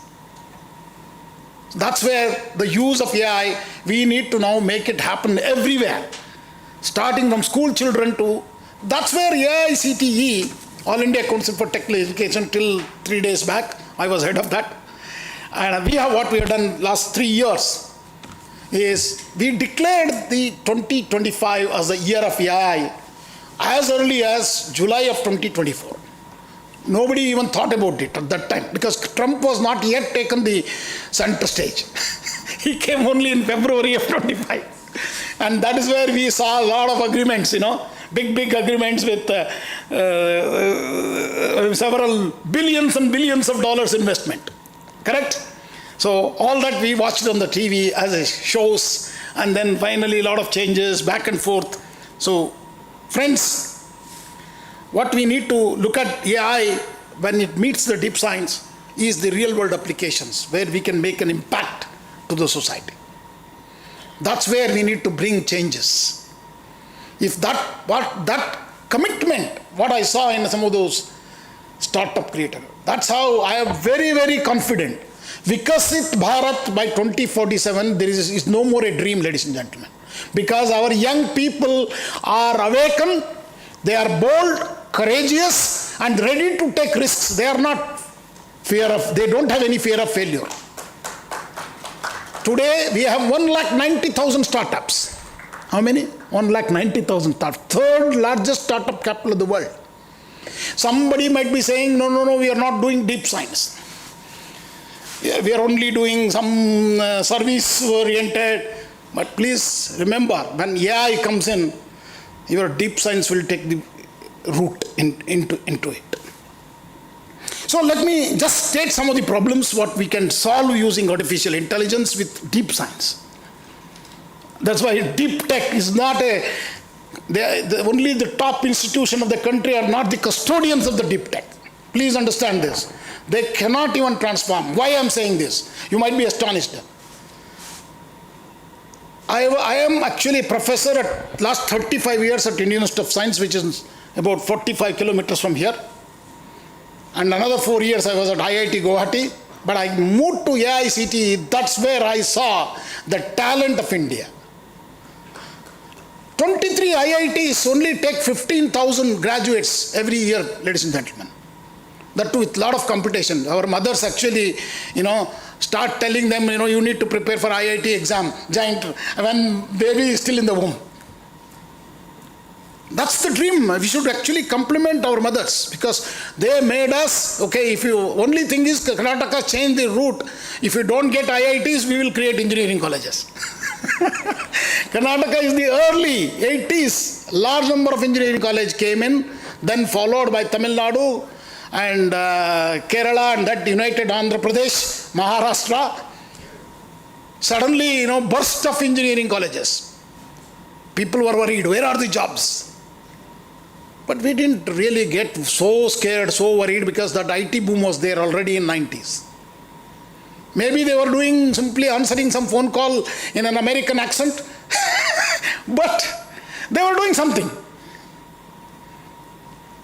But at the same time, government also was worried about the quality of technical education. That's where the birth of AICTE took place, 87. Lot of things have flowed, water has flowed, ladies and gentlemen, in this technical education.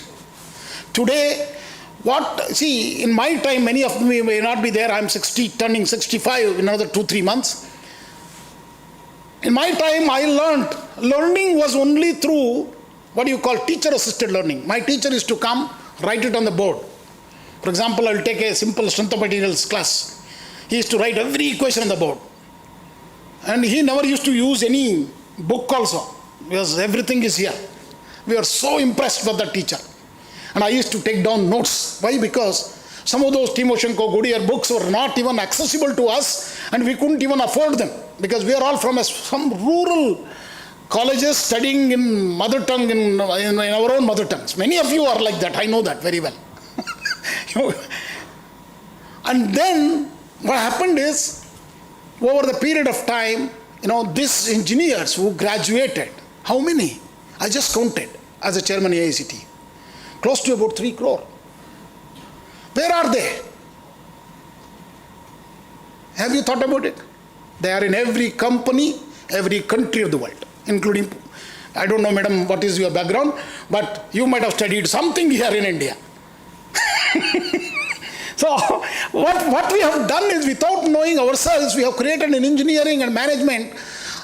We have democratized the engineering and management education. I have an engineering college. I had an engineering college in Andaman and Nicobar, Polytechnic in Lakshadweep Island, and every district in the country, 800 plus, has 2-3 engineering colleges. So this way, we have democratized the engineering education and made it accessible to everybody who dream of becoming an engineer. Where are they? They are there everywhere, and they are the contributors, not IIT fellows. I make it as a lighter joke, IITs, where are they going? 35% of them write UPSC exam and become district commissioner, a district collector, and district superintendent of police. 35% of the IIT, earlier IIT graduates, not anymore. Because nowadays they're all coming out from cracking exams. These are all people cracking exams, experts. They're not intelligent actually. Because I've seen as a director of IIT. So where are the another 35%? They'll all go to America and work for American government and companies. Another 15-20%, very smart. They'll do a startup, make money, and whatever they want to do, they're very satisfied, but they're also very thought-provoking. They'll become philosophical. They become monks. I'm not joking. Please count. All the successful monks are from IIT. For example, Madhudasa Pandita, who has created an Akshara Patra, he is an IIT Bombay graduate. I can go on telling you that like that names, but I will not try that because all of you know media has covered that. So, who are the people who are made India leader in space, defense, atomic energy, public digital infrastructure creation, vaccine, or even counting how much vaccine we gave and how to download your vaccination certificate using DPI? All are done by our engineering graduates of AICT approved colleges. You may not believe me, but I will tell you another story, then definitely you will believe me.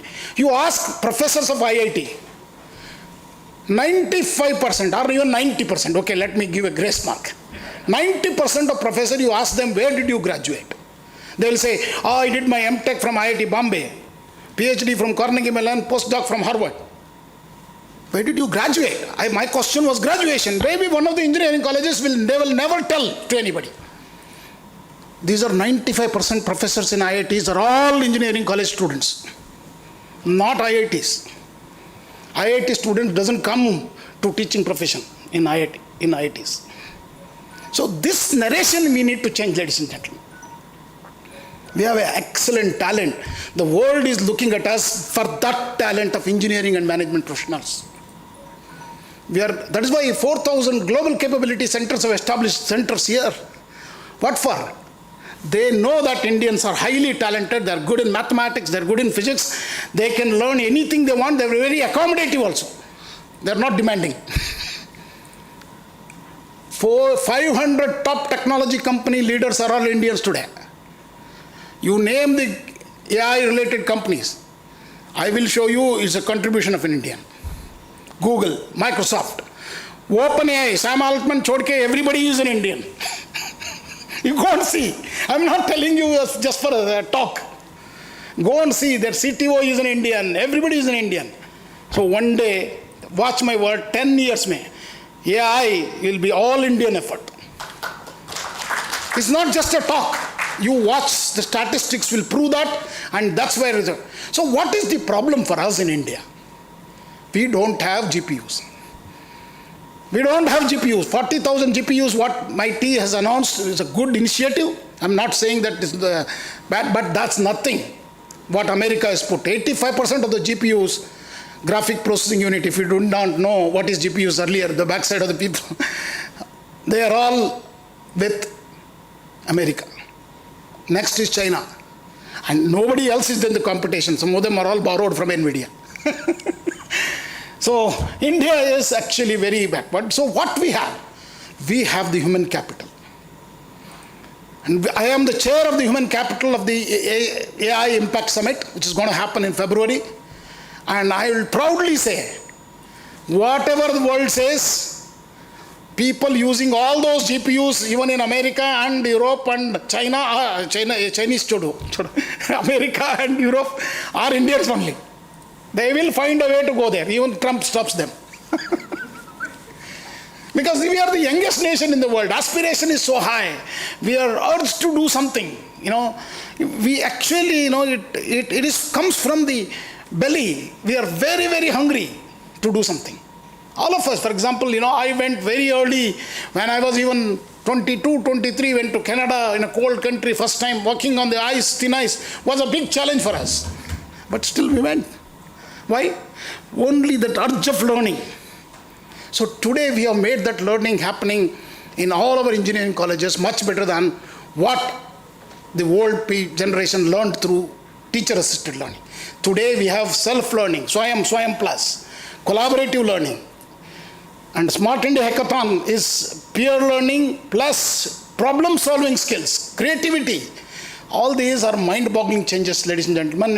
Otherwise these startups would not have been born, just like this. We have created an environment where that their real talent is shown up. Not examination, but we have a long way to go. We need to complete this examination system. See, people are talking about to me, sorry, AI is here, what will happen to teaching? I said, you got to change. The way you conduct examination and giving tests, or everybody will copy from ChatGPT. See, when I signed an MOU, I got a call from somebody, I don't want to say, so we should not be encouraging these foreign companies. But the fellow, what he did, he said everything is free. Today, the advanced version of OpenAI is ChatGPT is free. ChatGPT Go, I think, that is the one, it is free today to every citizen. So friends, data is money. America will go any extent to buy your data. Unless we become awakened right away, create our own products, our own technologies, our own tools, and we will not be anywhere in competition, but our people will be there everywhere. Don't worry. Because our people are highly talented and also the youngest nation in the world, and no other country, see, most of these East countries are also depleting in the sense of, for example, Taiwan, even though it's a semiconductor kingdom, to the whole world, their growth is negative. No one is having children there. All of them are so busy in semiconductors. So, friends, it's a reality. You might laugh today, but it's a reality. Go and see Japan. You go and see Korea, South Korea. Everywhere it is a negative growth. Okay? So, friends, there is a great future, great opportunity for Indian engineers and management. And now we want to expand that to even BBA, BCA. With that intention, I took BBA, BCA. 7,000 institutions have joined.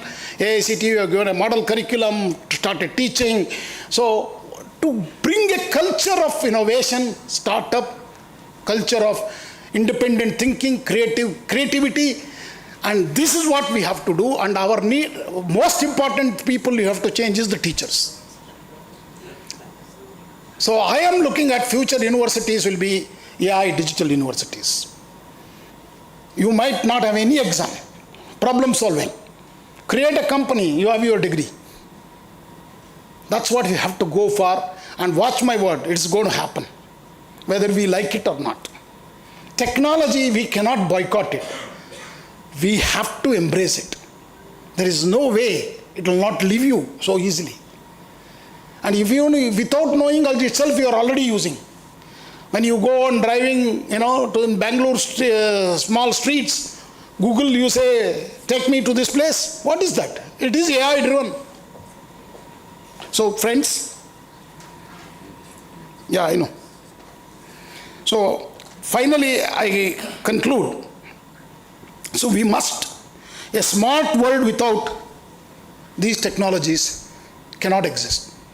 But what else is needed is the smart, we need also human values. That's where our Honorable Prime Minister showed us very categorically. When we had having COVID, we gave COVID vaccination to 85 or 90 countries. That's what it's giving. We need to learn that culture of giving. And Vasudhaiva Kutumbakam is the concept we need to adopt and embrace even in net zero. We must ensure inclusion of developing economies. So Global South is very important for us. Skilling and reskilling of youth is very, very important today. So please remember, skilling is going to change the way you are. See, some of the skills this AI will do it. See, I asked ChatGPT to write a poem about AICT. You don't believe it. In 20 seconds, there was a beautiful poem in English, 4 stanzas covering entire activities of AICT. I don't think even if I hired a poet, he would have done justice to that. I asked it to write in Kannada. Kannadadalli bantu. Then I wanted to test it whether it knows Sanskrit also. It knows Sanskrit also. So this is the power of technology, ladies and gentlemen. So what is important is ethical deployment. We need to now make everybody know about good usage of this technology. Please understand, any technology has been misused. Every technology has been misused by some people and also used for good things. But we need to know. So role of academia and industry and policymaker is critical in making this change of ethical. So this transition requires collaboration, not silos. Academia, research, talent, long-term thinking. Industry also to be brought in to bring it to scale. Deployment and also the innovation. So net zero is not a technological challenge alone. It's a governance challenge as well. So governments also have to pitch in. That's where we need to see. So why this conference matter, Professor Shinde? This pre-conference, what we are planning for a bigger conference, it should not be just a discussion.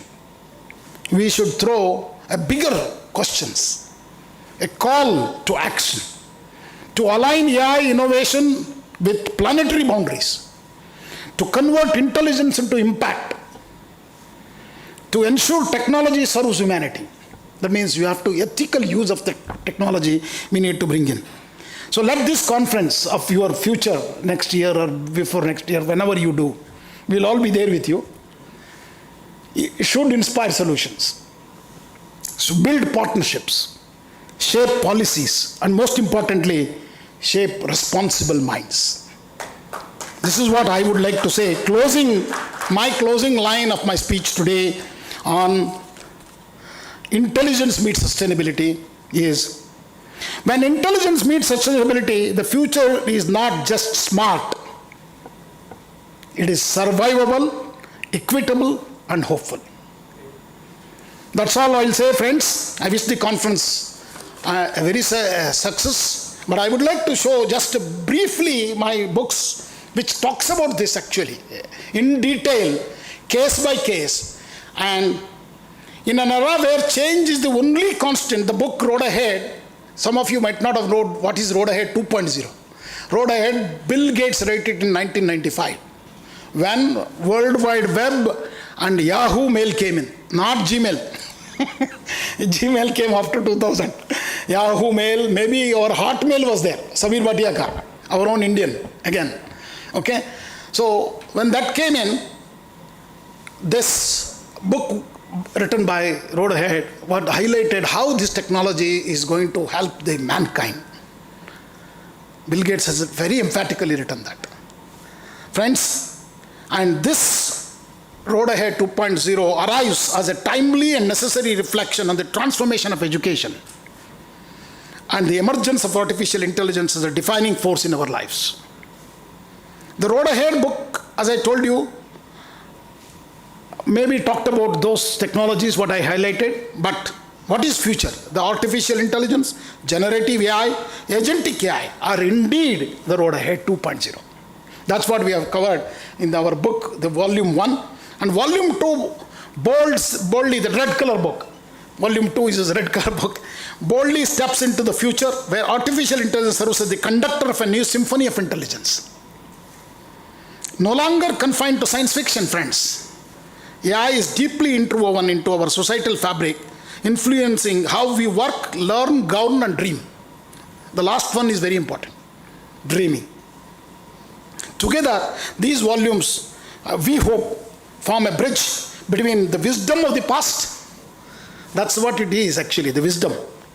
Wisdom of the past and possibilities of the future. That's where the net zero will come in. Without this, I think we can't achieve the 100% net zero.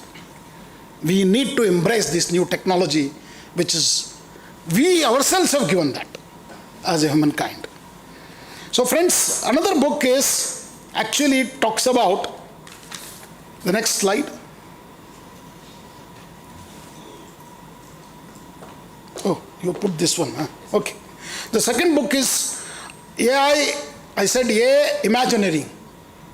Okay, and this book is right here. This book has a picture of some robo but batsman. Why, Indians are crazy about cricket and a sixer. This is what sixer is. Where it is going, we don't know. That's the Imagineering. So this book, Imagineering, talks about, this book's basically multidisciplinary exploration of artificial intelligence as a human-centric, imagination-driven force rather than a purely technological construct. Again, it is authored by three of us. Just is actually a cybersecurity expert, and Yogi is actually a happiness foundation person, but turned into now artificial intelligence because of me. So three of us wrote this book. This idea of imagination, a borderless realm where imagination is sovereign and innovation flourishes without constraints of discipline, geography, or convention. That's where the collaboration and all these things will come in, ladies and gentlemen. If you are interested in this book, you can send an email to PROTGS, PROTGS@gmail.com. We will tell you how to get this book, or it is already available in the Amazon. And yogesh.kochar also can be contacted at gmail.com. So I don't have anything to show, but these slides were actually, I'll just run it through. This book, how we conceived. So data is a new oil. Just like what you're talking about when oil was found, okay? It's going to be the future. It's a commodity, please. It's not a free item. But unfortunately, none of us realize the value of this data because we are extensively using Facebook and all these. To our will, put photographs, everything is there. Okay, they will observing you, everything what you do. What is your interest, what you wanted to do future, what you want to buy, what you want to eat, everything is driven now and tell you where it is. So what is the compute capacity is the one thing which we need to worry about. We need to do more, but unfortunately we are not a rich country and we have started only semiconductor in the last 2 years. If you did not know, I was the chairman of the semiconductor capacity building for the India. So we started 400 engineering colleges with VLSI program BTech, running third year now. So watch out, there will be 15,000 graduates in next year with VLSI as expertise. Again, these are not going to be just for India, for the whole world. See, this is what I've said. Facebook is actually taking away all our money without knowing, without realizing ourselves. This is only one Facebook. I'm talking about WhatsApp today. So many things, all we transact, so many personal things, everything we put in, and now ChatGPT is here. And Perplexity AI is also here. So, is it a taxable commodity? I think we need to think about it, ponder upon it, and see how we can do this control. For data generation versus compute, I think we have large amount of data, whether it needs to be cleaned up, it has to be tagged, it has to be done, so many things, a lot of works, a lot of jobs, a lot of potential things can happen. So it's a voyage. So from large language model to AGI, so we can do one thing as Indians, because we don't have so many GPU, we can do SLMs. agentic AIs.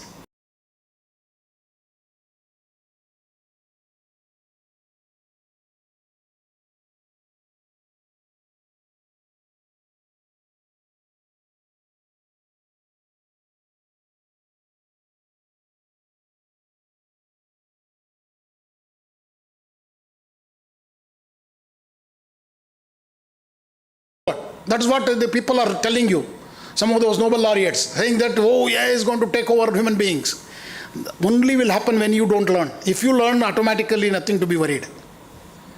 The road ahead requires a conscious, ethical and collaborative evolution. And that's where the namaste, it ends. The Indian way of the. Thank you very much. Namaskar.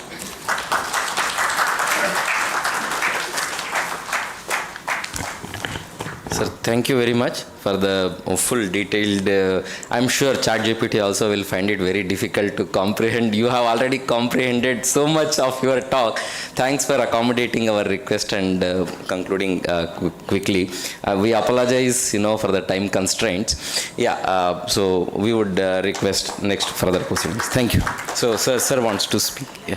Oh, token of appreciation. Sorry. Thank you. Sir, I would request Vice Chancellor sir to facilitate the chief guest. Thank you.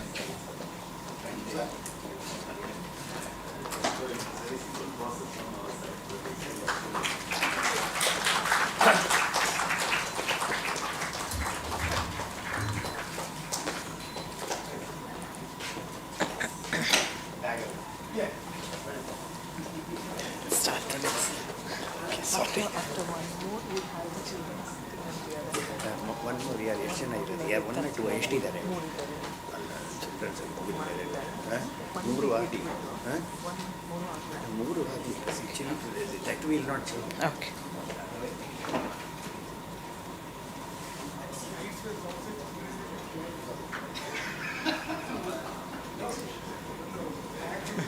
Full screen.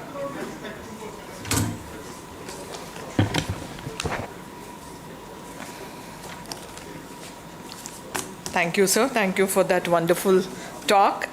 Moving ahead, we have with us Dr. Lalit Dora, Industry Process Consultant, Dassault Systems, Bangalore.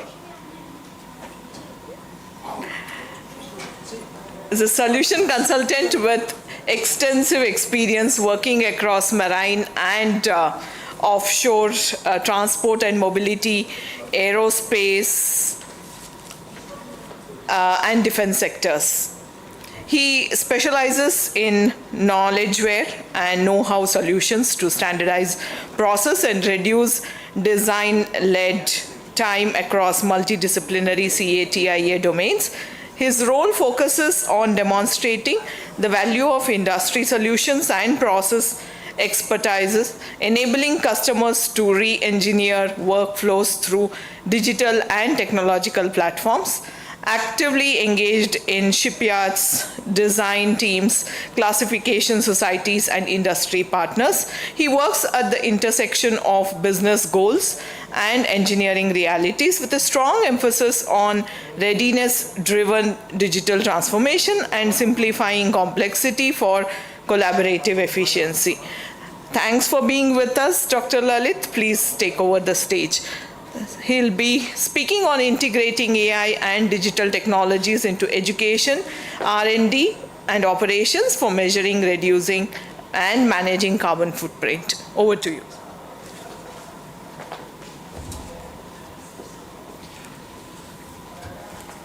It's already 5 and good evening everyone, and thank you for giving me this opportunity to speak at this Net Zero Conclave. So,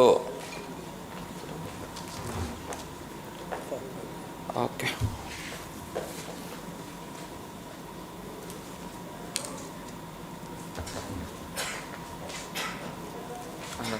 Slide change. Yeah.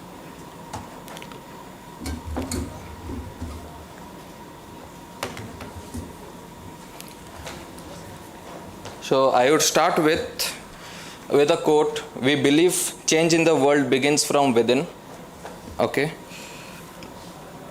So I'll give a brief introduction on our company. We are a 3D experience technological company. We are a purpose-driven company with long-term strategy and investments. With 20,000 plus passionate people across 140 nationalities and large R&D connected across 69 labs, we help 270,000 customers in 11 industries worldwide. Our 12,600 selected partners increase our collective knowledge and reach in technology, sales and services, education and research. As a heritage and ambition, Dassault Systems DNA is inventing industry-changing representations of the world. We started with Gen 1 3D modeling in 1981, then Gen 2, Gen 3, Gen 4 as PLM, Gen 5, virtual twin, a replica of physical world, Gen 6, virtual twin experience, making biology as an integral part. Now current trend is Gen 7, that is 3D universes, 7th generation of representations for sustainable world. It's a legacy of rich IP created with our customers over 40 years, the largest knowledge base in our market. Let's start with why behind this initiative. Why sustainability as a business priority? As a sustainability reporting becomes mandatory, every customer must break down their environmental footprint across Scope 1, Scope 2, Scope 3 emissions. Scope 1 covers direct emissions from the company operations. Scope 2 covers indirect emissions from purchased energies. But Scope 3, which includes product usage, supplier activities, transportation, and end of life. This usually represents over 70% of a company's total carbon footprint. This is where most companies struggle. They don't have visibility into how design decisions, material chosen, and supplier components contribute to their overall emissions profile. To meet regulations and sustainability targets, part of their daily workflows.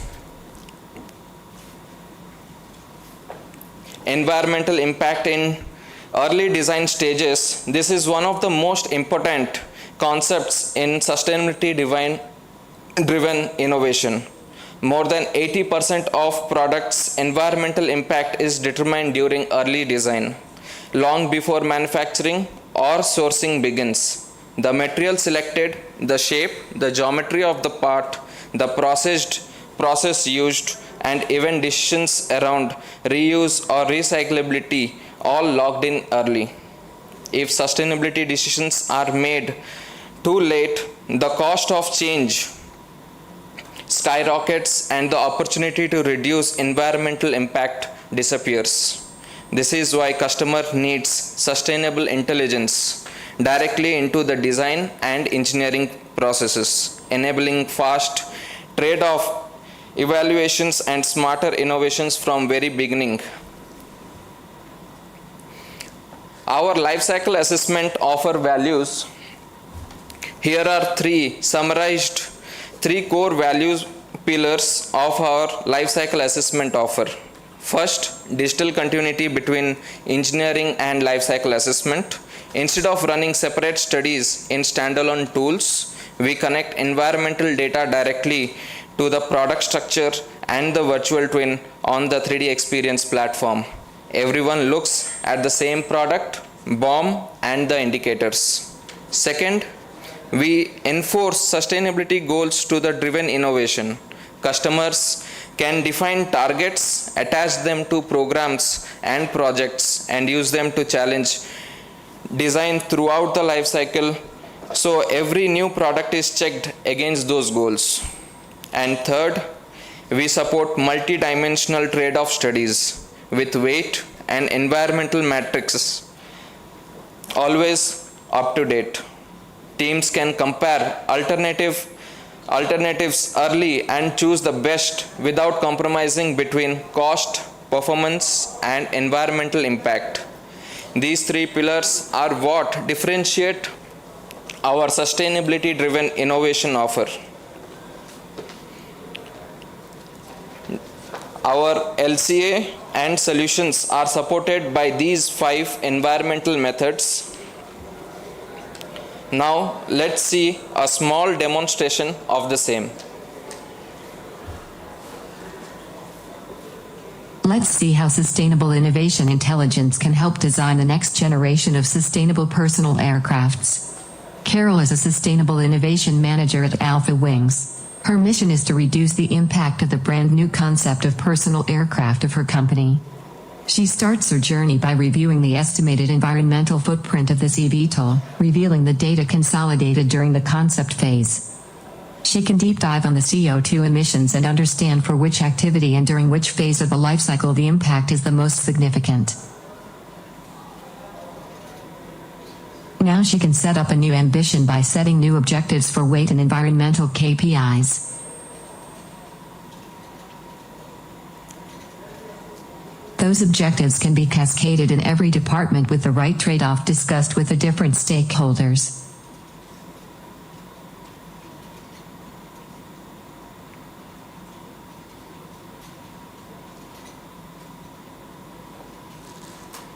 Jacques is a mechanical engineer. He is now becoming an eco-design engineer.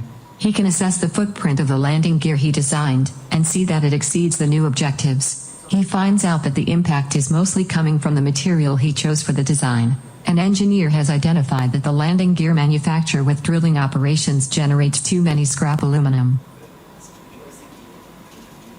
He designs a lightweight version to be produced with additive manufacturing. Eco-design engineer enriches the virtual twin and assigns corresponding human activities. This new design requires a new material. Nickel superalloy is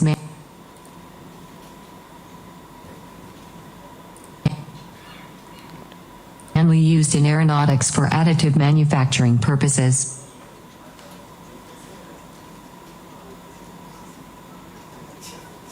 Sustainable Innovation Manager assesses the new design and compares additive and drilling manufacturing alternatives. With a reduced weight, the new part requires less material, and additive manufacturing generates less scrap materials, leading to a much improved environmental footprint. Every department will do the same, from electrical cabling up to propulsion, contributing to the global effort as one team. And in the end, Carol can review the consolidated results for the complete aircraft meeting the new objectives. And finally, Theo. The Sustainable Innovation Analyst can compare the previous and the new design and take a decision for the next milestone. Sustainable Innovation Intelligence helps companies to design more sustainable product by providing life cycle assessment accessible to anyone and empower every organization to act to reach new ambitious objectives.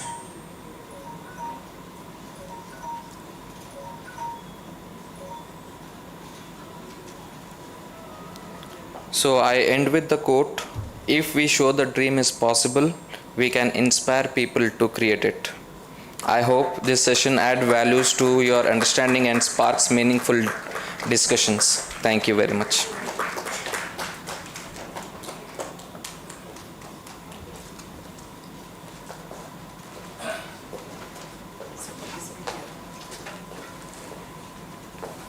Thank you so much. I would request Dr. Sunil More to kindly come on stage to hand over a token of appreciation to Dr. Lalit.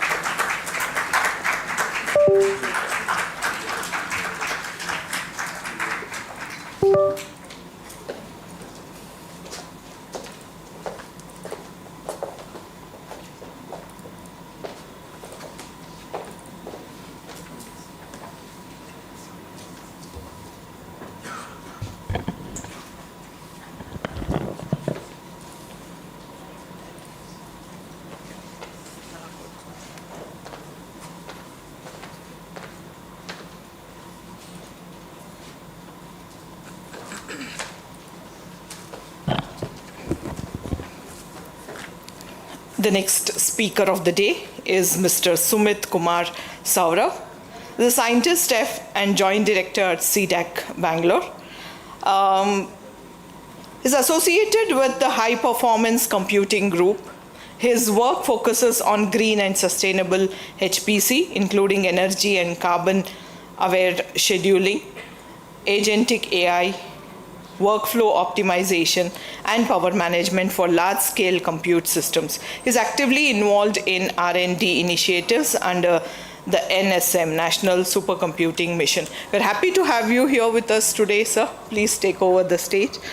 Sir will be speaking on from FLOPS to footprints, AI-driven pathways for sustainable and net zero computing. Thank you. Thank you.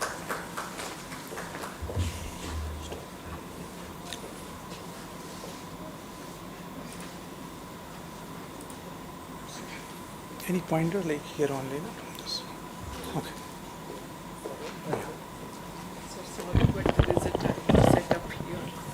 Okay. 10 minutes. Okay, fine. Okay, fine.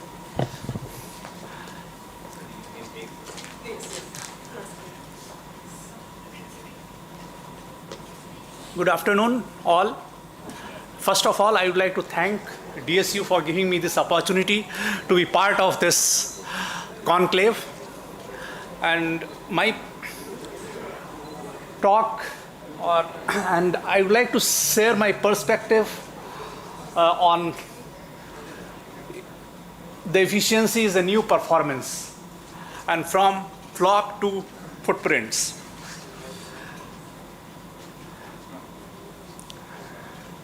So in this regard, in current situation, we are witnessing three shifts in the computing ecosystem. First of all, the metric, the performance, the flops are getting changed. The first aspect, we are moving from flops to footprints. The sustainability, energy efficiency, carbon footprints are being a part and parcel of our computation. Second, the paradigm shift, what we are witnessing is the way the applications are getting modeled. So let's see what is the total energy consumption of data center, and there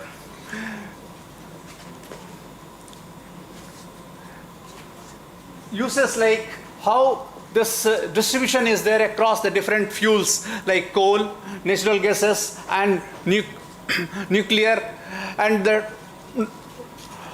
solar. In this regard, if we see the total consumption as far as fossil fuels are there, as of now it is dominating, but in future by 2035 it is very much evident the renewable is coming in place. So global data center electricity demands are rising rapidly. This is very much evident, and most of the speakers have spoken about. In addition to that, AI is a dominant new driver. We will see how it is influencing the entire HPC power uses as AI has come in place, and the mix of the fossil share across the total consumption. So again, the carbon intensity is improving. In spite of the carbon intensity, if we see improving, we are injecting a lot of renewable. In spite of that, there is a surge, and we are maintaining the constant CO2 emission, and this is due to the AI. AI is playing crucial role here, and to have this level maintained.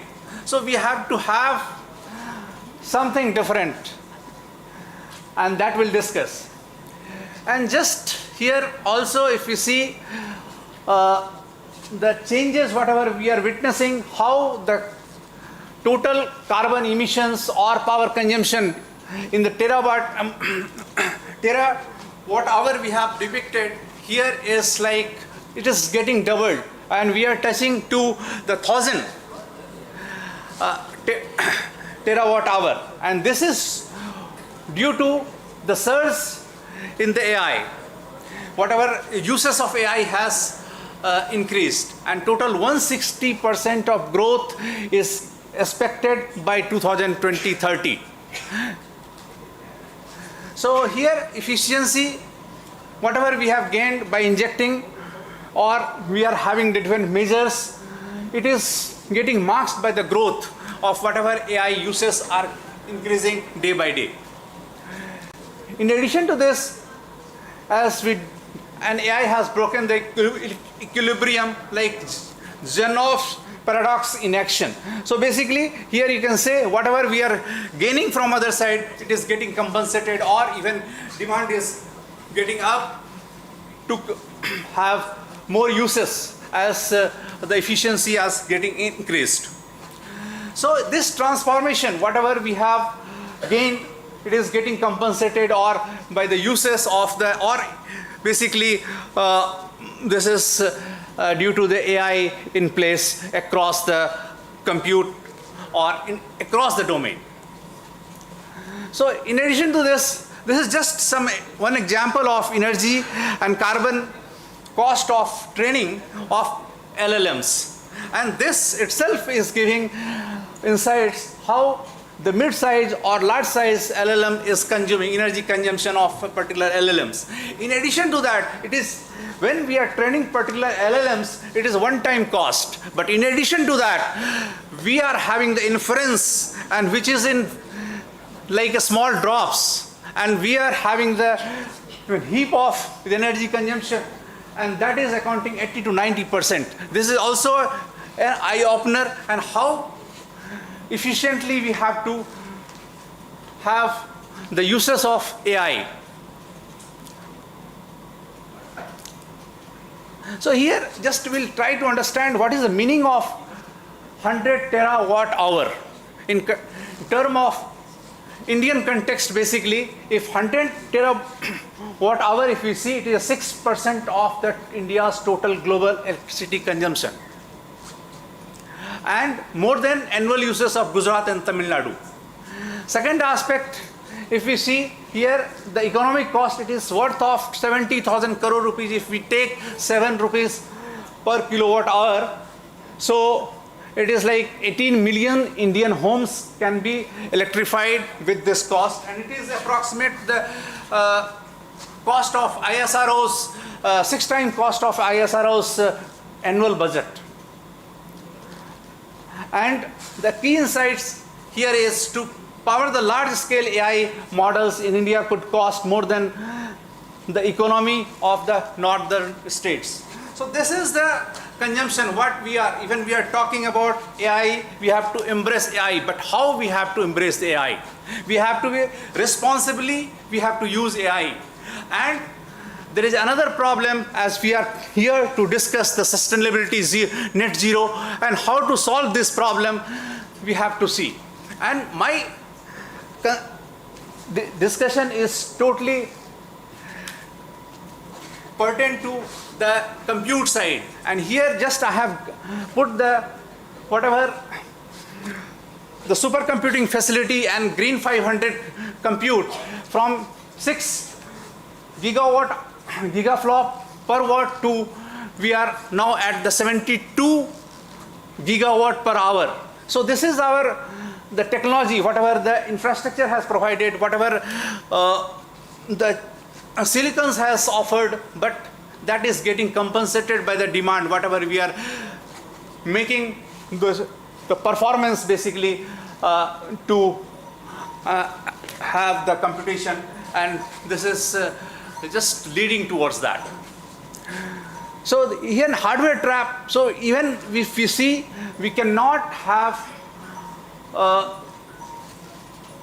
the optimization and efficiency in place just by having the chip, and that is already hit the wall. And second aspect is 20 megawatt of barrier, as we can see here, the frontier has already crossed 20 megawatt, and now if we are targeting for the jetaflop performance, we have to have 100 megawatt of power. That is the power consumption of small cities. So we have to have different perspective and where we have to invest, what we have to do. And another perspective here we have to see, one is carbon emission, everybody has discussed. Other aspect we have to see, when you have a query to LLMs or any chat GPT, how much water is getting consumed. And water is another factor, and we have to have that metric also to be placed in the computation. And because this will lead to the scarcity, today also the water is one of the key aspect in our country. Like we are not able to provide the water across. And second aspect is e-waste crisis, like whatever we are developing the chips or even the circular economy as sir was discussing. So in that regard, we have to see how we can reduce, recycle and reuse aspect in place. So here from efficiency is the new performance. So in that regard, another metric has come here, like we know the PUE, that power uses effectiveness, carbon uses effectiveness, water uses effectiveness, as well as the flop per watts, like its energy efficiency. These are the different metrics in place of only flops. We cannot just go towards the flops. So here the new performance is the flops, efficiency and sustainability. In this regard, there is an associated trade-off, and we have to have the optimization in place, and these are the multi-objective optimization aspect, and we have, this is the complex, again, we have to see how we can solve this. In addition to this, this will just skip. So what all solution in context of high performance computing aspect we see the sustainability. When we talk, we have to have the across the entire stack of the computation, as the grid power is coming in from there to the, as you present the workloads to the computing, the entire ecosystem holistically we have to manage. And currently what is happening, it is in silos, nobody is talking to each other, everyone is happy serving their job. So we have to have a collaborative aspect in place here. So first aspect is the site and facility level. When you are injecting, only we are talking here, we will have the clean energy. That will have one aspect of that. Second aspect, energy efficient hardware. Already we have reached to the wall. We cannot offer more power density in a particular die or particular board. In addition to that, we have to have the intelligent software. So that's where the HPC and AI is converging. And people have not focused on that. Currently also the HPC, whatever the software ecosystem is there, people are using the old and traditional software. Even there is a change, but we need to have, and we need to focus on this intelligent system software stack, and in line to this, we are also having a solution like XIRF, which is Exascale Autonomous Runtime Adaptation Framework. This is CDAC indigenously developed framework. Its work is going on. In addition to that, we have to have intelligent scheduling, as I discussed. Like it's earlier, it was a monolithic, and we were serving through the workloads directly to the compute in a monolithic manner, but we have to have a workflow.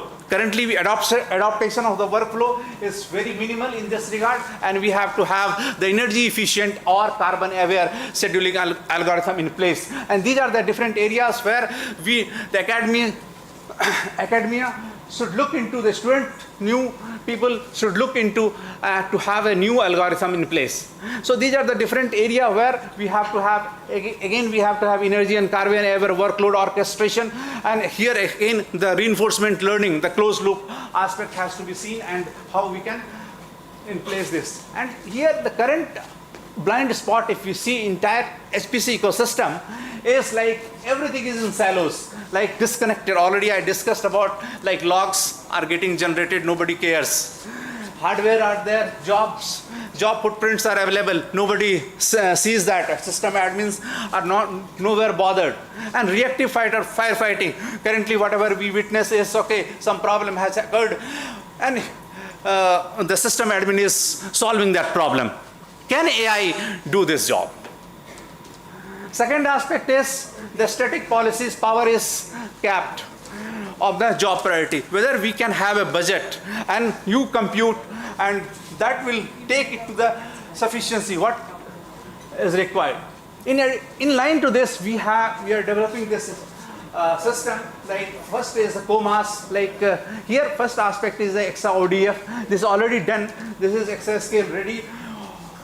Operational data analytics framework, as Sitharaman sir also discussed about. First aspect is you have to measure. If you don't measure, you cannot manage.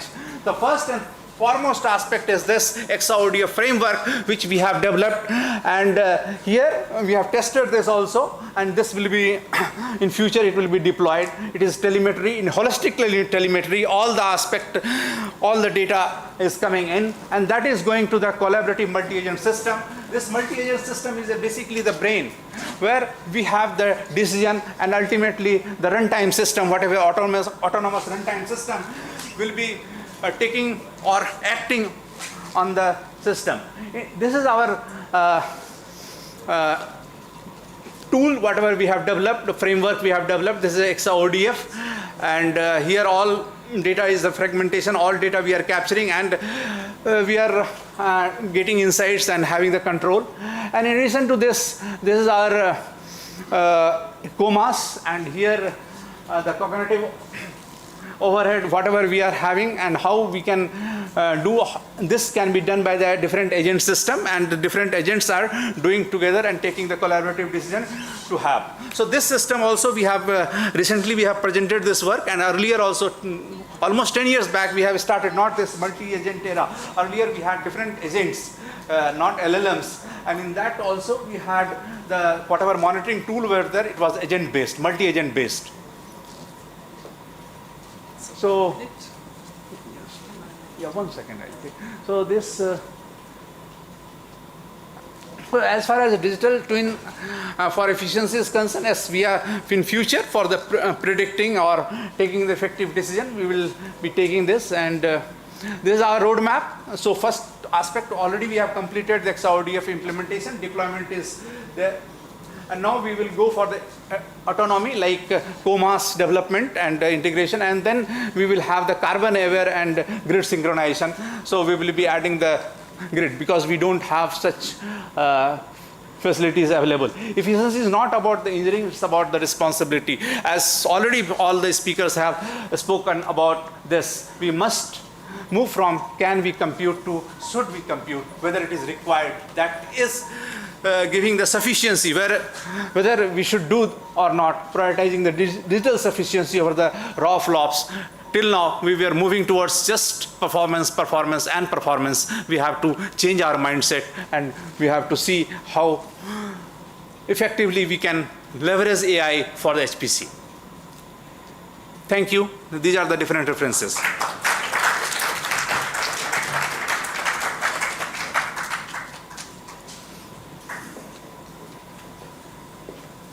Sorry for that. Yeah, no, sir, yes. Thank you so much, sir. Can I request Dr. Saintil, Dean, School of Computer Applications, to kindly hand over a token of appreciation to our speaker, please?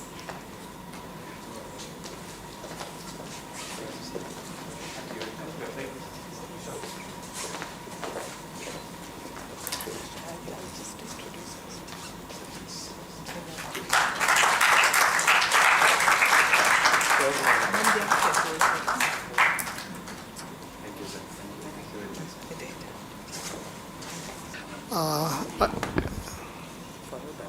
will use the mouse. Okay. Yeah. So I would like to thank DSU for giving me the opportunity to present our thoughts and work here. I'm very delighted about it. So I'm going to talk about an AI parameterized DMRV framework for high intensity carbon credits. We are moving from, am I audible? Yeah, from hype to evidence. I know I'm the last speaker. I will try to. Would you like to have a chair? No, I'm comfortable. I'm comfortable, yeah. I'm going to go at 1.5x speed without loss of fidelity, hopefully. So I will do that. So now I will talk about carbon credits. Basically, the agenda is this. I'll talk about carbon credits in the context, in the today context. I'll talk about what are the challenges in carbon estimation and what's about uncertainty and carbon 1.0. And we'll move towards what carbon 2.0 is. And we'll talk about the specific India scenario, and then I will talk about science in the loop, how we can use AI and science to bring what we call DMRV, and then I'll talk about DMRV in the India context, and I want to propose something big, what we call the Bharat carbon stack. I'll talk about it quickly. So this is, I know everybody knows here, everybody is sustainability enabled. To just set the context here, the carbon cycle, we emit, basically all the industry volcanoes, the emission happens and removal happens through the plants. And what is left here is net carbon dioxide or the equivalent of carbon dioxide emissions, E minus R if this is emission and this is removal. Net zero means the emission is equal to the removal. So basically E minus R is going to be zero. So how much of it can you remove? And what would be a carbon credit? You either emit less or absorb the remove, basically. Either this, if you emit 1 ton less of carbon dioxide equivalent, it is one carbon credit, or if you remove 1 ton from the atmosphere, it is again one carbon credit. So net zero is fundamentally this. So now we'll talk about carbon 1.0 and why are carbon credits being discussed again. In 2021, there was this boom. We heard a lot about greenwashing and everything. It was majorly hyped and basically it all messed up actually. So, but it's not that it's the end of carbon story. So it is still there. It's coming up with in a new avatar. We call it carbon 2.0, and we'll look at that in this context. So. It was 2021, there was backlash, and later on there was scrutiny which happened. Now carbon 2.0, they want looking at integrity, carbon credits with integrity is what being looked at now. Now again 2021, it was the scrutiny has increased now. Cheap credits are reputational liabilities. Now it used to be cheap credits or low quality credits. That's the reason the whole the market went for a toss. So now, what this talk about is it's about evidence-based carbon credits, it's about farmers, it's about science, and about trust. Basically, we're going to talk about it now. So now, why uncertainties are unavoidable? So basically, one carbon credit, if you say 1 ton, I think it's highly trivializing a metric. Basically, it's a carbon is biological problem. There is a lot of variability in it. Soil carbon changes slowly. If I say it's not like gold or a crypto where it remains. Actually, carbon is highly dynamic. I think we are trivializing carbon, saying that it is one carbon credit. So models estimate flux. We can estimate, and basically any system prediction is all about uncertainty. Basically, you're going to quantify uncertainty. We will see how we can quantify uncertainty, and then it is epistemic loss. Basically, it's a lot of knowledge fidelity that occurs when carbon uncertain ecologically real. Basically, we cannot we cannot convert carbon into a single tradable number. That's what we call by epistemic loss. Now, what happened in carbon 1.0? Rapid ESG-driven demand. There were weak baselines and spreadsheets. There were a lot of documentation required. And then there were one-time audits, and there was a lot of a load of documentation, paper keeping, and there was overconfidence in terms of permanence. Basically, so basically what happened was there was overclaim, there was low transparency, there was buyer backlash, and then farmers were exposed to the risk of the credits actually. So the whole thing fell apart. So now that is the problem part of it. So now, okay, I would like to limit less on the problem part. So now look at what is the solution part of it. So now the problem statement is the volumes, the 1.0, the volumes were decreasing, and it was cheap and volumes were decreasing. Now it is about scrutiny, it's about quality. So we need high integrity, low volume credits. The volumes will reduce, but the integrity of the quality of the carbon credits should increase. How can that be made possible? We look at that. So now basically there were many carbon projects. Now it is reducing to high intensity screening. Basically the funnel is lowering now. So we are looking at this high quality carbon credits.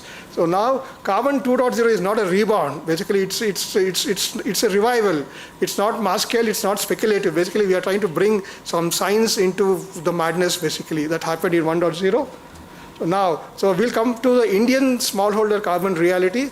We have, of course, we all know we have a lot of smallholder farmers, geographically dispersed. We have got spatial variability, and holding is less than 2 hectares. And believe me, they are the ones who are really adding to the goodness of the environment. Basically, we will see how. And now, if you see carbon credits, I want to take a minute here. Carbon credit is if it is a barren land, and if you improve that, and if you have a delta shock from nothing, if you do something, you get a carbon credit. That is a carbon credit. That's a delta shock. But what happens in the Indian context is that if you are a good farmer, if you are already doing good, there is no credit for that. It is like telling, if you are a poor student, if you move from 35% to 55%, I say you are good. But somebody is already getting 90%, he is doing good. It is not, we are not even patting them and saying that you are doing good actually. So we can say that the carbon credit system is highly skewed against the Indian reality, the Indian context actually. So how do we address that part? So basically what I am saying here, so our smallholder farmers are invisible. They are doing amazing work. They are natively green actually. They are doing amazing work. So how do we bring visibility into them is a question. So we move from hype to science. Hype says that you can have a satellite imagery and estimate the carbon. That is impossible actually. So that is the hype that was sold actually.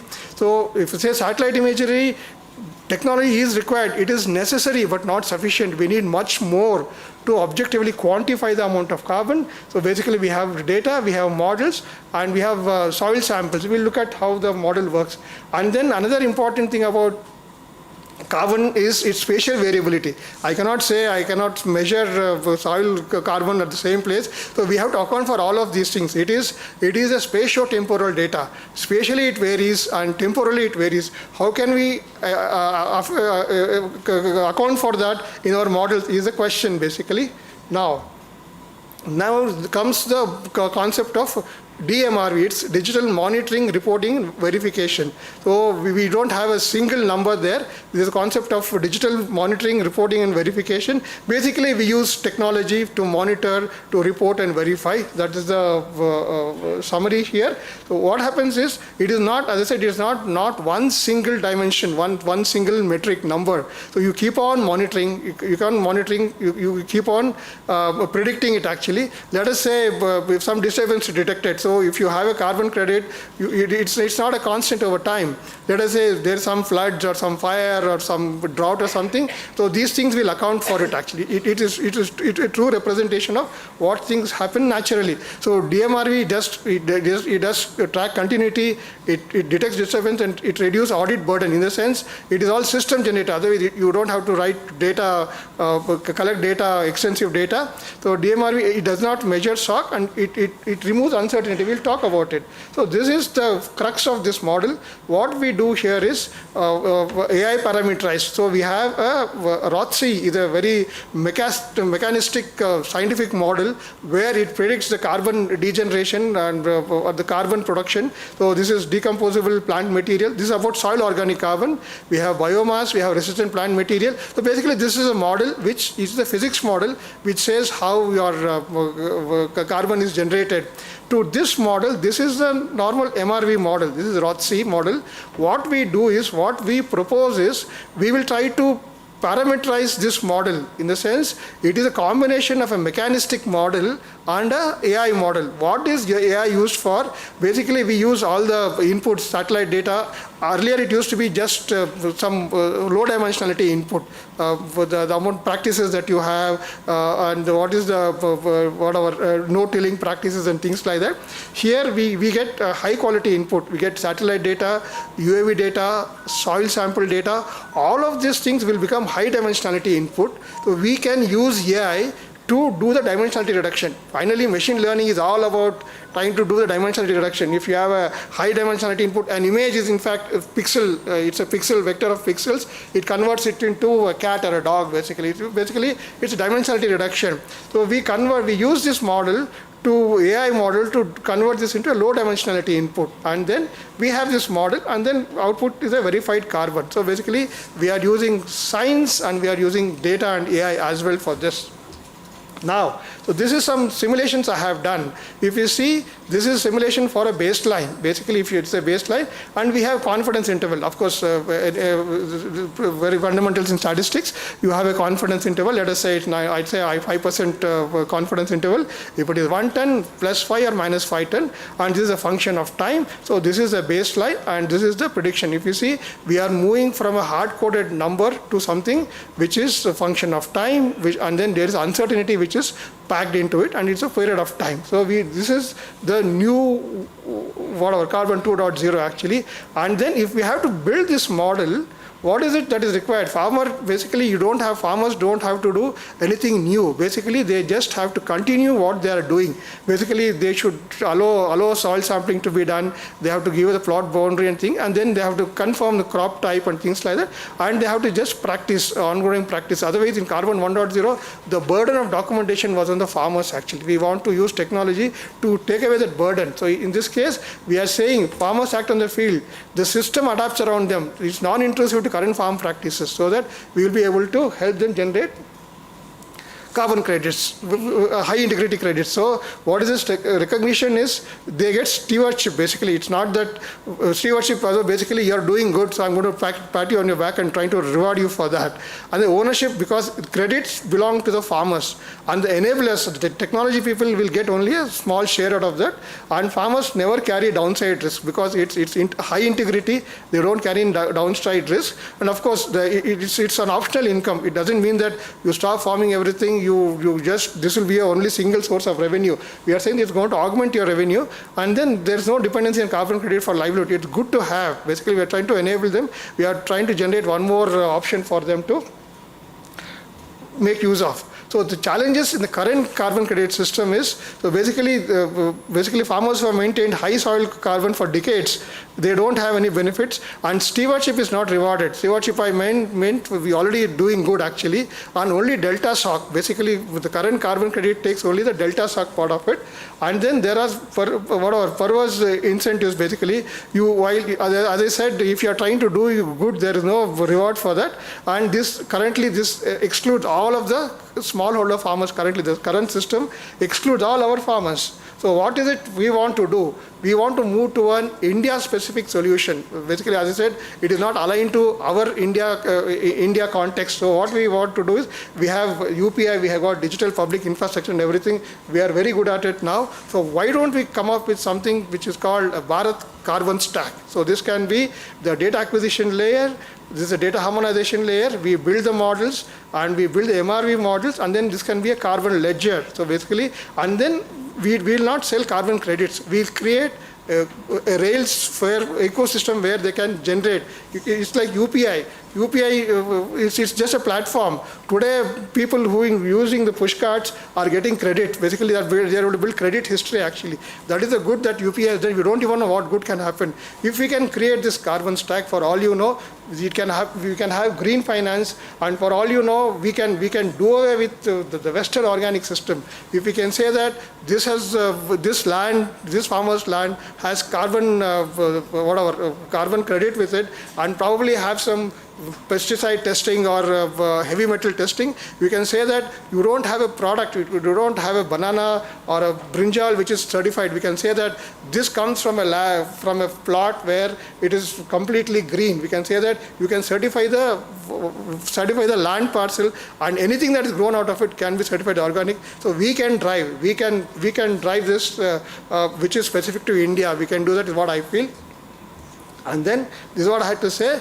I'll say this is a age-old thing. It says vriksho rakshate rikshataha. Trees protect whose you can protect. Basically, if it's not that we have to save nature or anything. If we have to save ourselves, we have to save nature. So we have to be selfish there actually.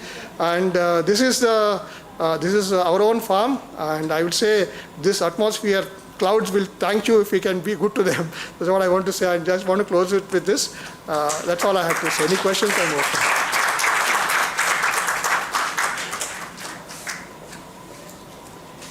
Thank you, sir. Thanks. Sorry, sir? Yeah. Is it patented? No, this is what I'm proposing, sir, because we work on DPI. Yeah. Amazing, sir. Yeah, actually, if you see, there are components of DPI already available. Basically, registry and then concurrence and everything. The modules are available. So we have to just build. The lower layers are already available. We have to just build on it. I think India should lead the green thing actually, sir. That's what I feel, sir. Thank you so much. So thank you so much. That was a wonderful talk, and we are very fortunate to have you with us today. I request Dr. Sai Prasad, sir, Dean, SJMC, to kindly give a token of appreciation to sir. Thank you so much, sir.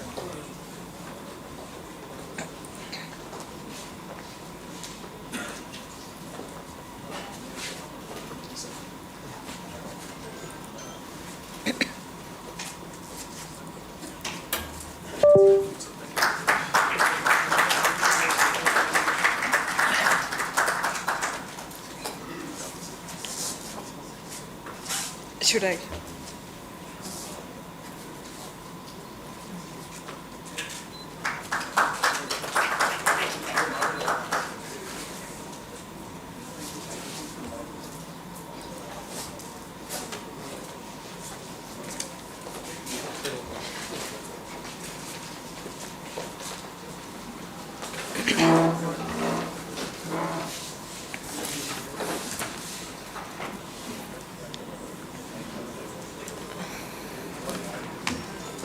This is the last session what you have been waiting for, and most of us are waiting for, to hear from the youngsters, which is students, Gen Z and Gen Alpha, their thoughts, expectations and orientation towards net zero is what we are looking for in the panel discussion number 2.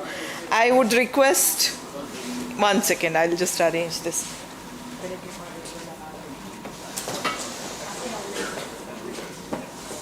Can volunteers come and help us?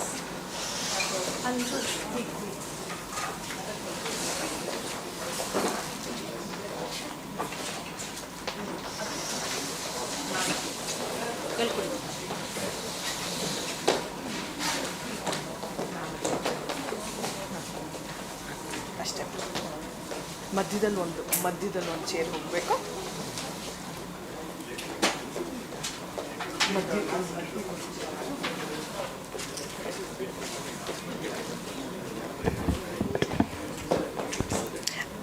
I would request Mr. Aditya, School of Management, DSU, to come on stage. Master Nayan, Aditya, please join us. Mr. Manish Bhatt, School of Management, DSU. Mr. Lok Ranjan, DNA Life and Vidyaniketan School, Bengaluru. Ms. Chandana, PS, School of Management, DSU. Mr. Parishut, School of Law, Christ University. Mr. Rajavarman, School of Engineering, DSU. Mr. Devansh, School of Engineering, DSU. Happy to have you all, and I would request Dr. Sanjeev K. Srivastava the convener of this program to take over the session. Yes, we will enjoy. No. Any? Oh, yours is it? No, Devansh is here. It is School of Computer Applications, I believe. Sorry for that. Come. Please come. Okay.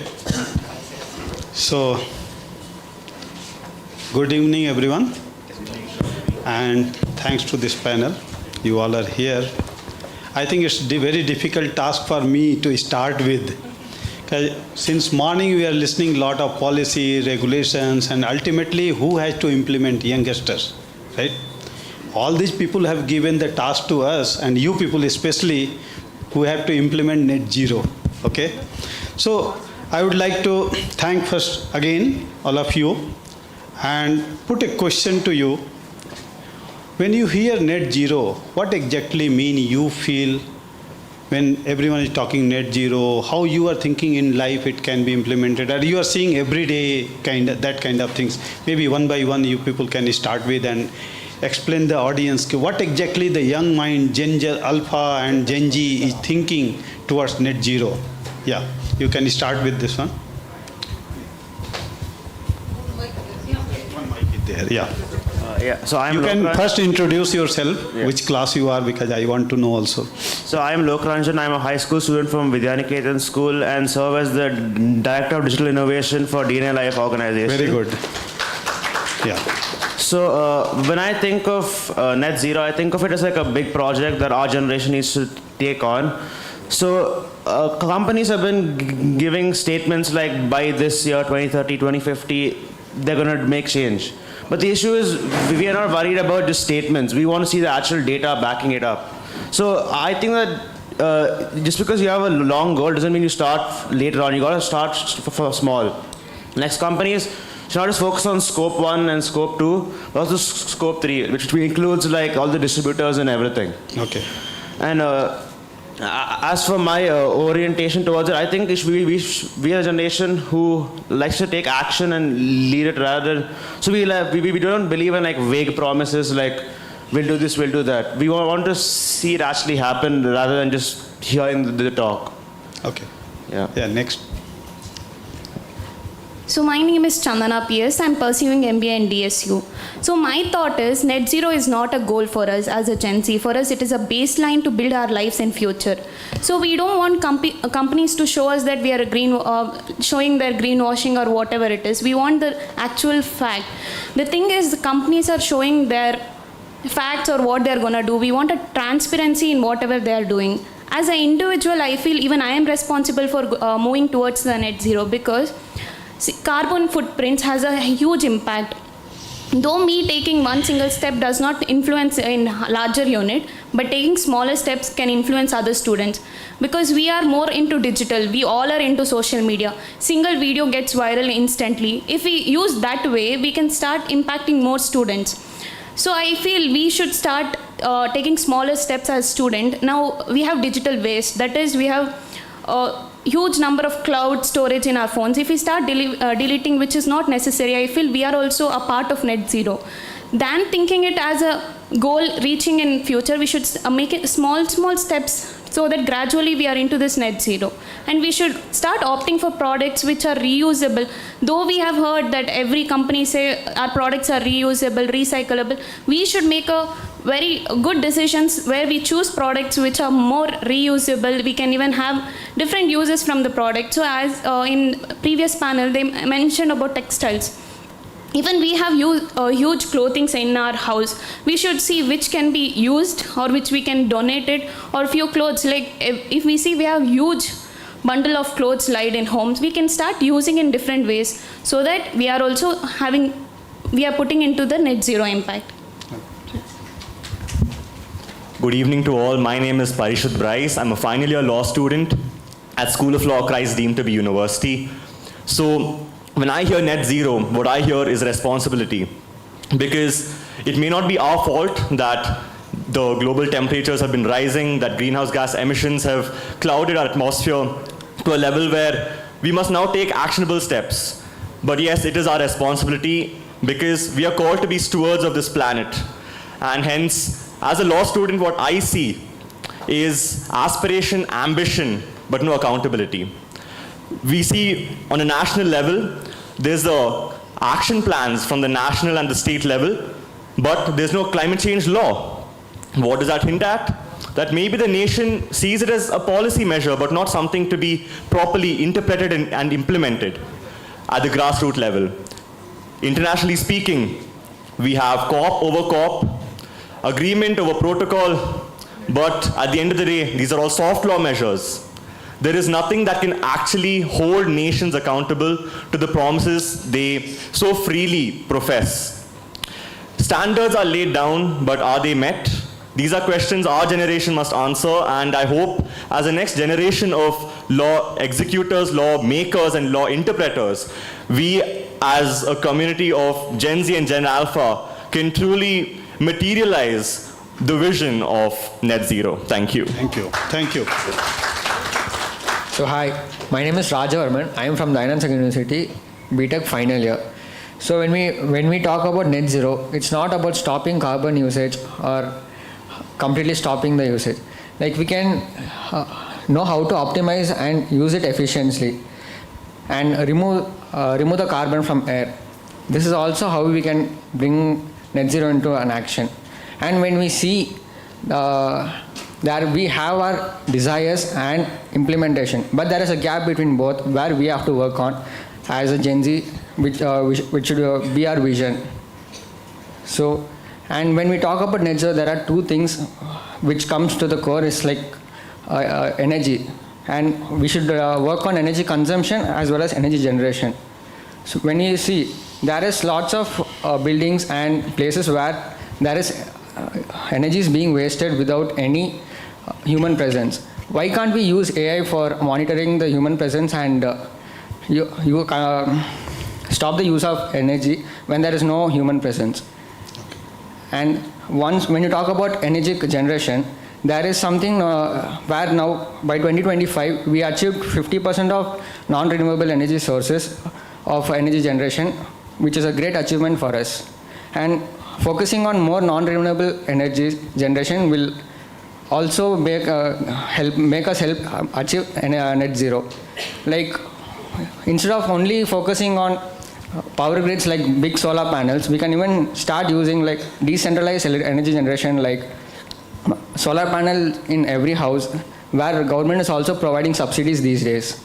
And also there are various places where small turbines and power generative flooring system and many renewable energy sources, which will also contribute in achieving net zero. Maybe it might not feel a big impact, but some small impact combining into n number of multiplication, it will help us achieve make a big impact in future. Thank you. Okay, thank you. Yeah.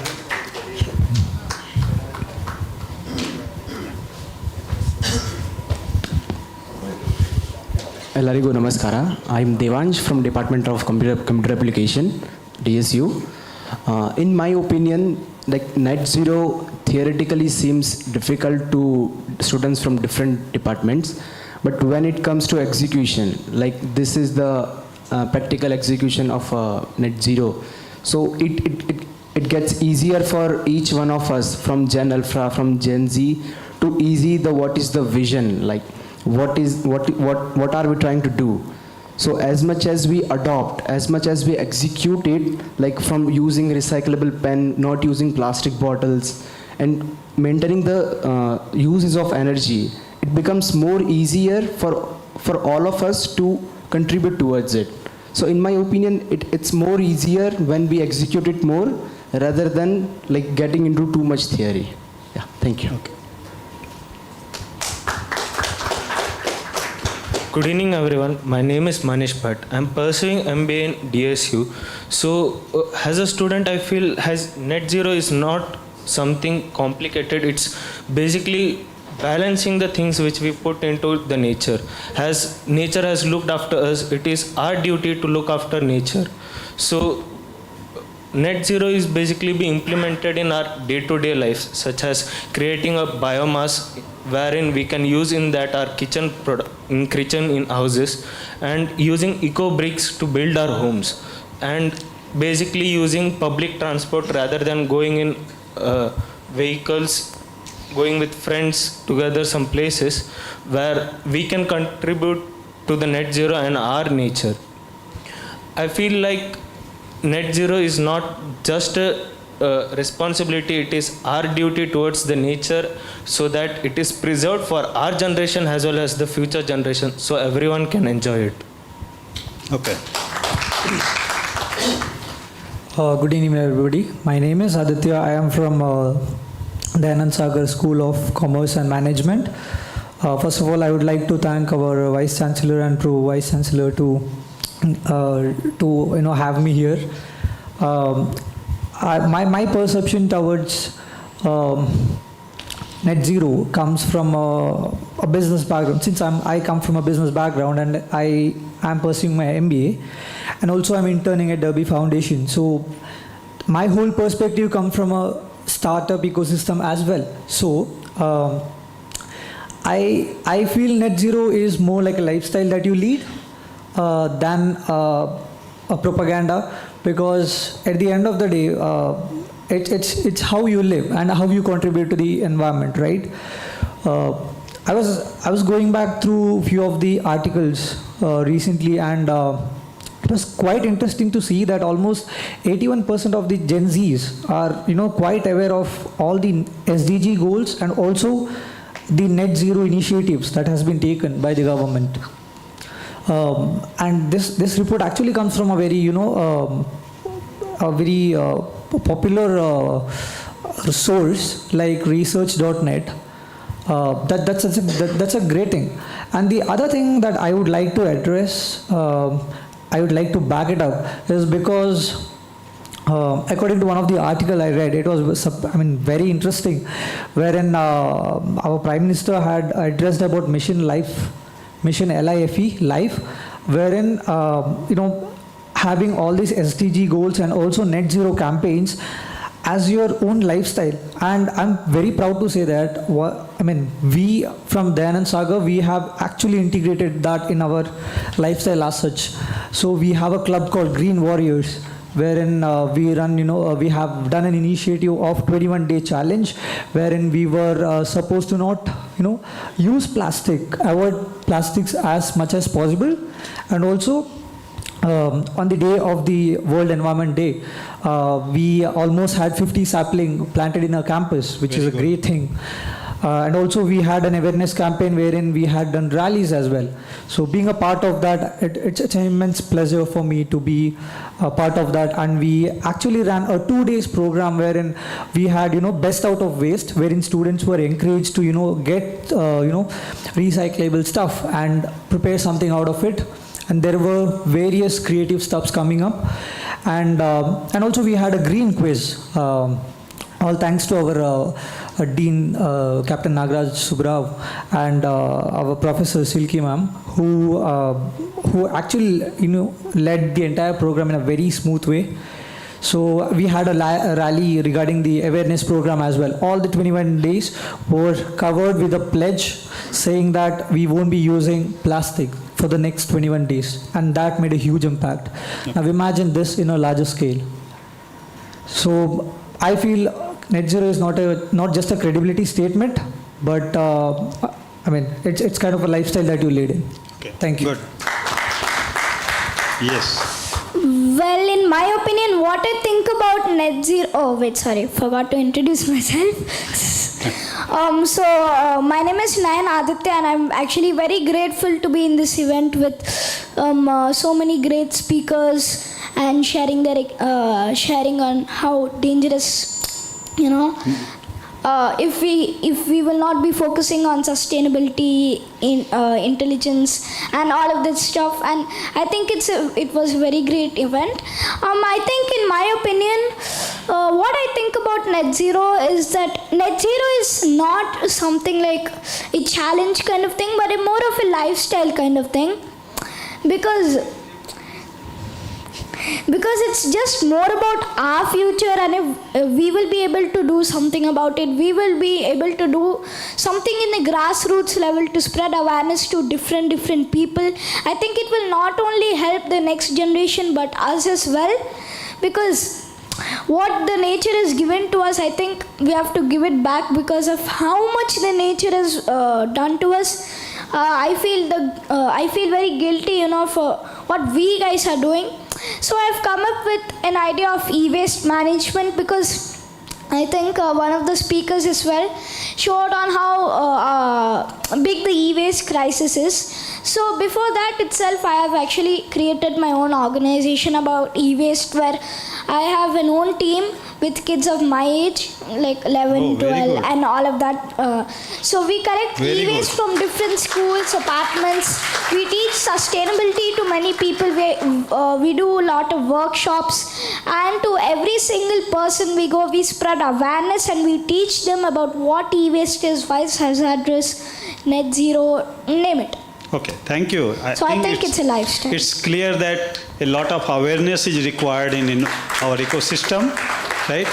And Gen Z is ready to take that kind of challenges. So I am putting another question to all of you. See, you understand this is very much important, and you may be thinking of making it a part of your innovation journey, or you may make it part of your career. But those who are thinking this is a big liability, and for that, government put lot of norms, you have to follow this and that kind of rules. How you are going to change their mindset, and when you think at what level we should start that kind of changing the mindset of those people who are not following this kind of norms? Yeah. So maybe, anyone can answer. Well, I think changing the mindset begins when, the young takes action, according to me. Because whenever I actually collected e-waste from different schools, apartments, spread awareness, people actually started to change their mind. People came up to me and said, wow, this is a very great initiative, I will do something about it. And I really realized it was all about just generating that awareness among the common people. Because what is happening is that this net zero concept is being explained in a very high level to all of the, in a higher way, but it's the CTO, the call to action is not very clear to the common people, and I think that is the big mistake here. So day-to-day actions are actually, I think, required. More than a one-time innovation kind of thing, we can, I think we can implement this into our daily lifestyle as well, this net zero concept. So I think that's the thing. And if we integrate this into our lifestyle, I think, that will slowly change the mindset as people will observe this, and, they will get inspired and they will learn, and then they will research a bit about net zero. And I think that's how, the infection spreads. Okay, thank you. From the management student, at the policy level, what do you think institution and policy makers should do so that it will be look easy to adopt? Yeah, from this side, management student. So, spreading awareness in UG programs and other 10th, 12th standard will be more impactful, as the previous speaker said, like focusing on nail then rather than on kingdom is very effective. So implementing the course and teaching about youngsters about the net zero and how it impacts the nature will be very impactful. Okay. So do you think, a lot of courses we do, study we do, okay?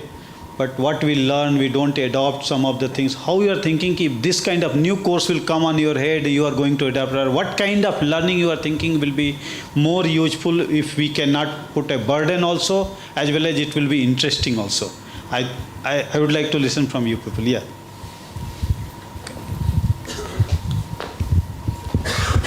Thank you.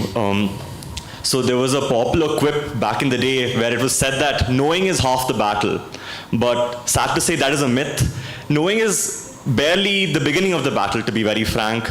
And spreading awareness, while it's the first step, it just cannot be considered to be a substantive step, to say the least. As a law student, I've realized that as human beings, businesses being amalgamation of human beings, essentially every community organization which has people at its center, what is necessary for proper implementation of anything at all is incentive.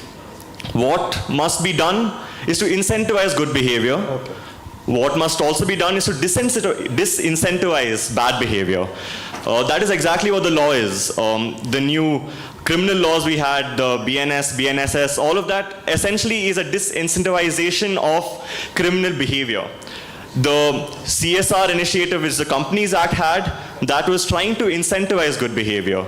So essentially, if we show that there is a real cost to one personally if they do not follow, if they do not comply with norms, that is what will actually bring about change. And I don't suppose just telling them that so-and-so exists or so-and-so is something you ought to do is enough to essentially get them to doing that thing. So that's my 2 cents. Okay. Anyone would like to answer this question? What kind of expectation you have from the institution and policy maker so that it can become a part of life of everyone? What kind of changes you want? Sir, I would go with individual aspect. So firstly, when we say impact or carbon footprint, anything, it has a negative aspect. When you transfer this negative aspect to a positive one, then footprint, if we start saying handprint, like how positively they're changing to the environment or the world, it will have more impact than influence to the other individuals. So when we say policies, curriculum, so rightly said, we don't get into now new courses or whatever. If it is inculcated from the higher schools or primary schools, now when he is taking initiative to collect e-waste, if it is a part of curriculum, we have EVS subject, but it still focuses on what happened previously, but it is not focusing on what is actually happening. What is needed. Yes. Yeah. So if students are getting more awareness how actually wastes are generated, it is not just of overgrazing, it is not centered still there. We are having more waste emissions from using ChatGPT. One sir said that using ChatGPT is also, we are also emitting carbon CO2 emissions. So if students are becoming more aware of what they are doing, whatever their activities are also resulting in CO2 emission, it is not just focused on industry, it is not just focused on anything in larger unit, but as an individual, each and everyone are responsible to emitting CO2. If they are more aware of it, I feel they will start limiting themselves in usage of it or start finding whatever the substitute for that. So the first basic line for each and every individual is knowing what actually is happening in CO2 emission. Okay, thank you. So one thing, our institution, especially DSU, and if we'll talk about the VC in all lecture, he talk about the project-based learning. How you people are thinking those kind of things, if DSU is take the steps, will be very much useful for you people. Sir, now when this event was organized on Net Zero, each one of us would have browsed through it and done research. Okay. Our knowledge also widened. When it comes on hands-on experience on any project, we'll start researching more. Even our inputs will be added to it, and even what our thinking abilities or what we analyze from that situation, we learn and even we provide. So I feel it will be easier for us to move towards our target of Net Zero emission. Okay, thank you. So I think due to lack of time, we will have to wrap up this. But the message is clear. Our Gen Z and Gen Alpha team is very much ready to take these challenges, whatever we are facing in our environment, and through the enabled higher education using AI, project-based learning, which is very much important to have the really good innovation and career growth. I think with that note, we will end this panel discussion. Yes, sir, please.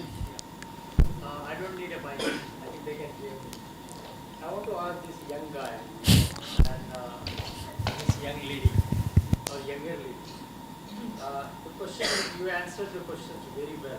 Yeah. And I can see your determination. My question to you is when you go home, suppose I give you a message that make your family and home net zero. Will you do that? Yeah. So what will you say? Yes. In what way? What we should do first? What you would like to do at your home to implement the net zero? Start your journey from your home. So first, we will reduce the amount of like cars, like we will, do public transportation, carpooling and all of that stuff. Then we will reduce the amount of plastic we use, and we will also use smart meters or just some stuff to record how much CO2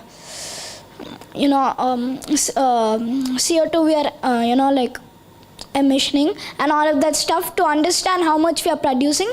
Then we will start looking on where we can decrease it and all of that. And then what we cannot decrease, maybe week by week, whatever we cannot decrease, what we'll do week by week, maybe we'll do some plantation activities and all of that stuff.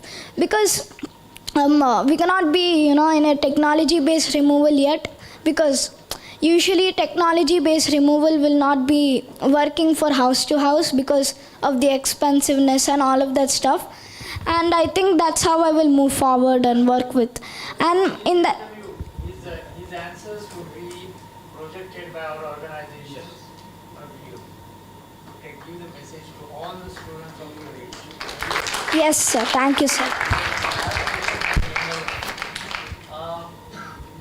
I want to ask, because you probably belong to Gen Alpha, Gen G and Gen Alpha. I don't know what happens among the Gen Z people. But my question to you is, when you meet your friend, let's say boyfriend, do you anytime discuss with them, hey, our life will be good, we both of us become net zero? Have you ever happened? Have you ever happened?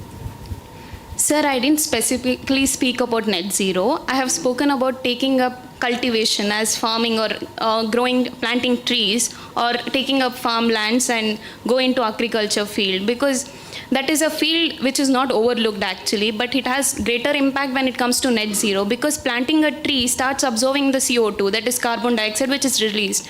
So I feel planting, that is one initiative I will do in future days to come into this net zero, sir. Okay, good, very good. So any message you would like to give to the audience so that they can also go at home and start following from today?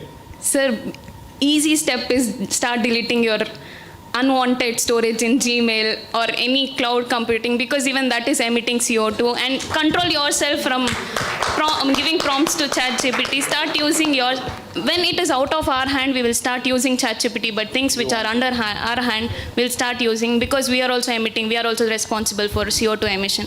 So start controlling by yourself, then we'll see into industry level, then India and global. Thank you. I would like to add up one more story that I came across recently.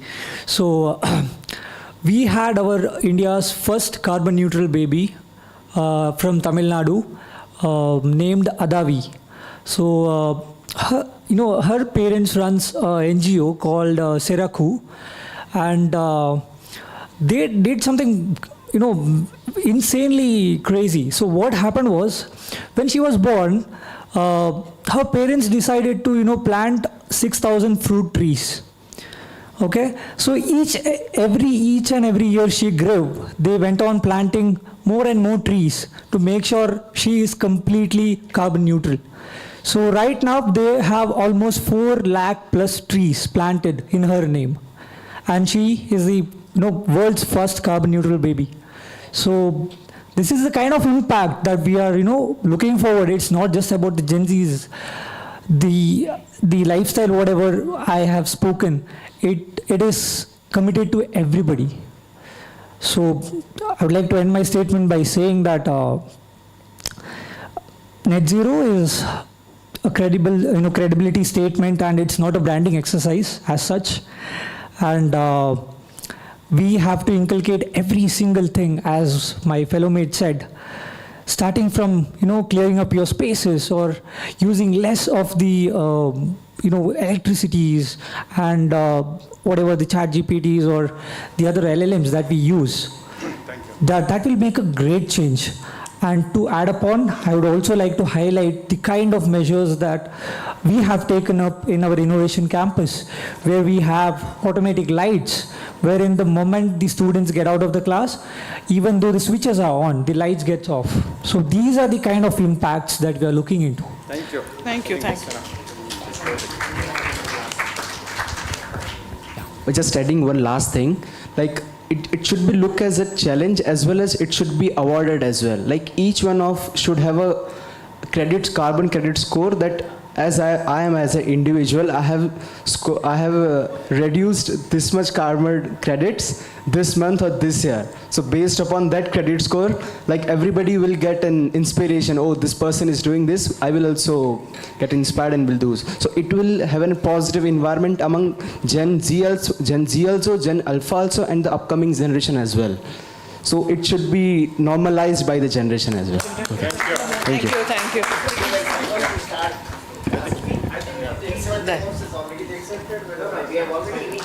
Yeah. So I think you all are aware DSU has already taken this challenge to complete by 2030 and make net zero campus by 2030. I think we should also thank to the management of the DSU and the team who is behind that, like Vice Chancellor and other team member who are behind that. Okay, let's have this ambitious task and convert into the doable things so that the DSU will be really net zero campus.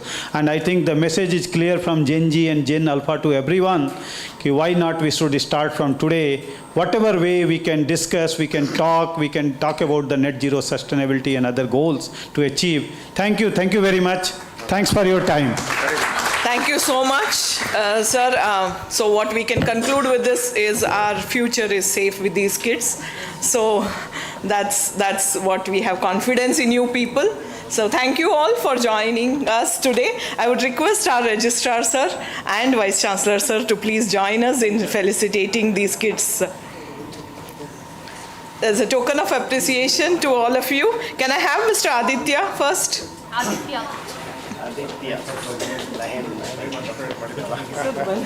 Huh?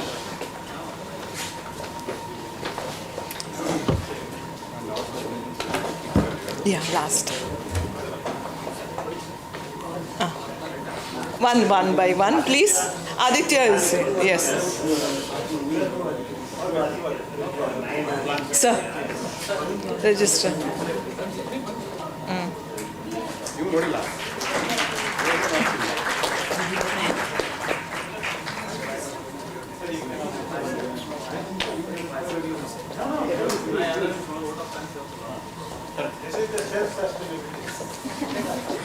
We are anyway part of the organization. Nayan? So we have to be.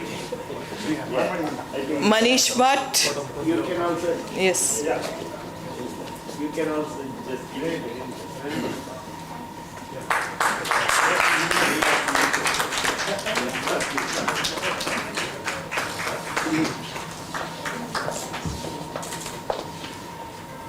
Can we have Mr. Manish Bhatt?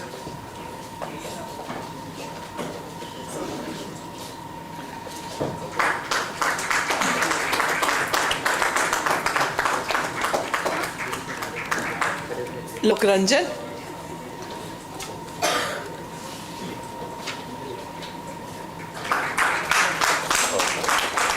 Miss Chandana, please.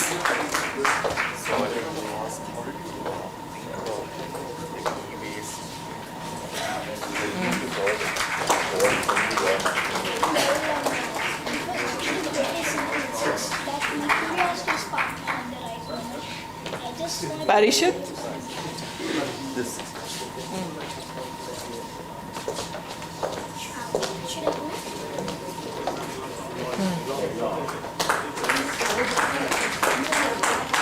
Mr. Rajavarman?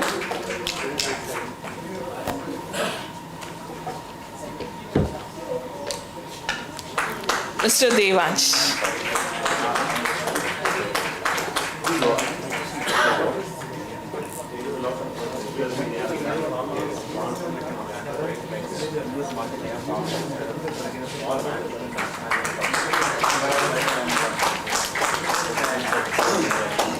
Thank you all and best wishes for your future endeavors.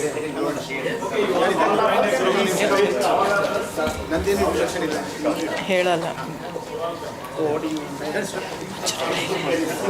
sideways so that all will come.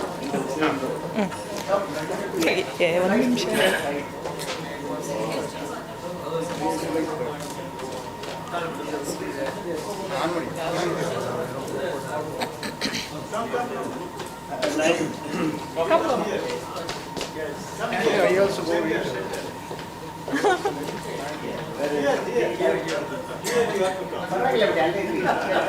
But you can take out your ನೀವು ಉಳ್ಕೊಡ್ರಿ ನೀವಿಬ್ರು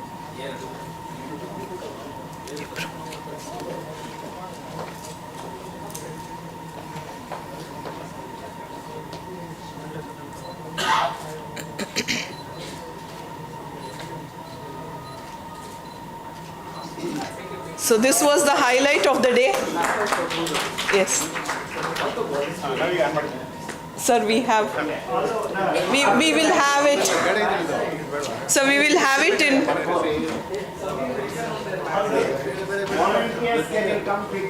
We want to have those photographs in the last session. There is a term. Can you just stand here facing us? Tell me which face other way, please. Can you just stand facing us? Facing us. Yeah. Later we will also have on the stage.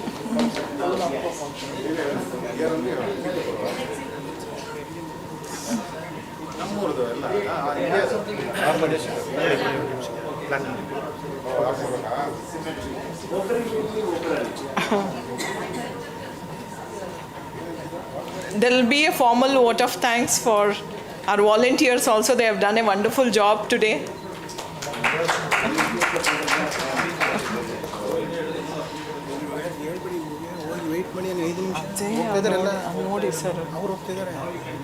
We have a formal vote of thanks. I would request all of them to be seated.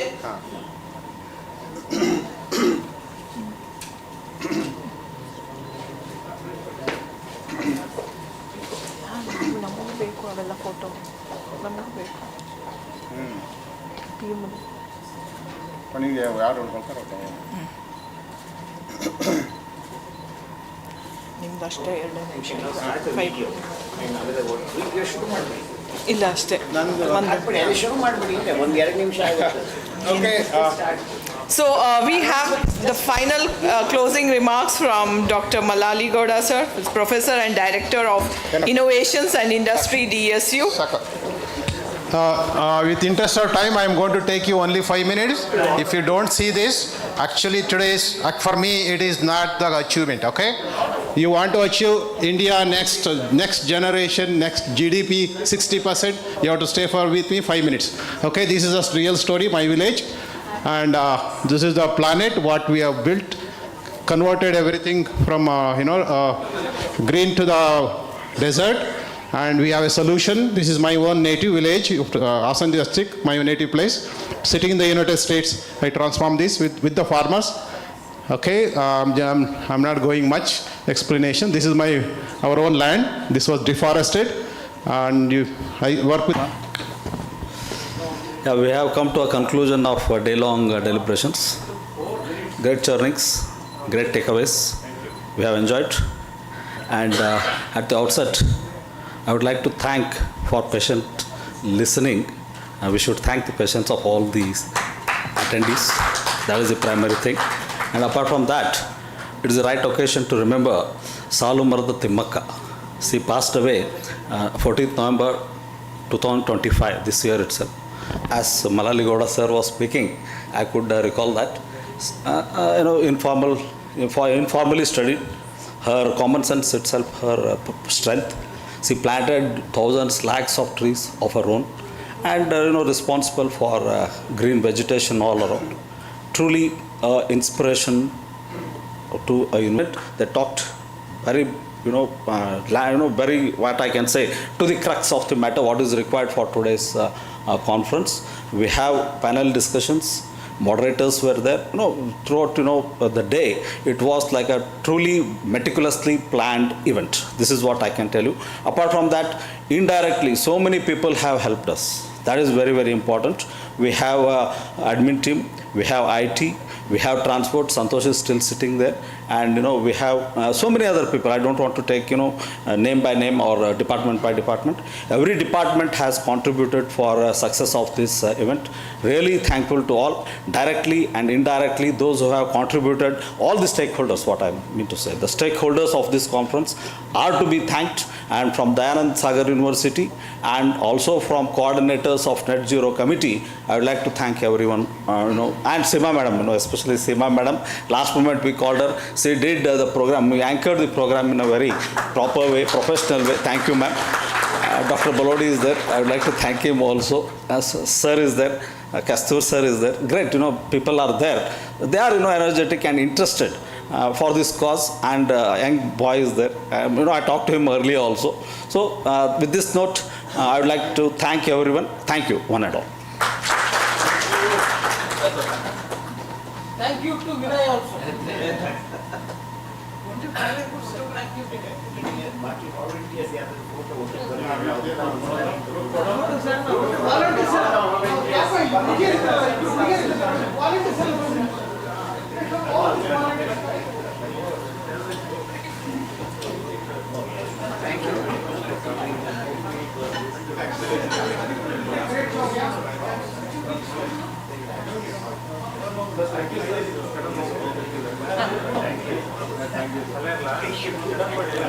Last time, can I have volunteers to please on stage, and then with a photograph, nice photograph here to clear this.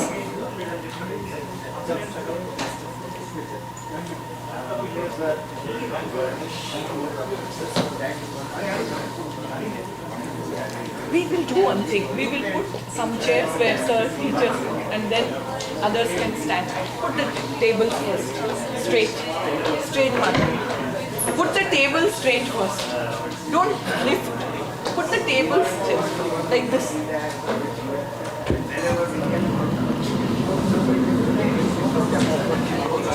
Straight.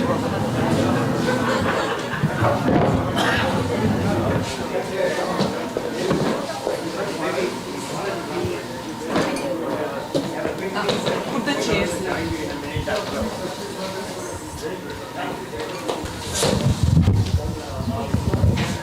Shut down The background beka beda. Stop sharing.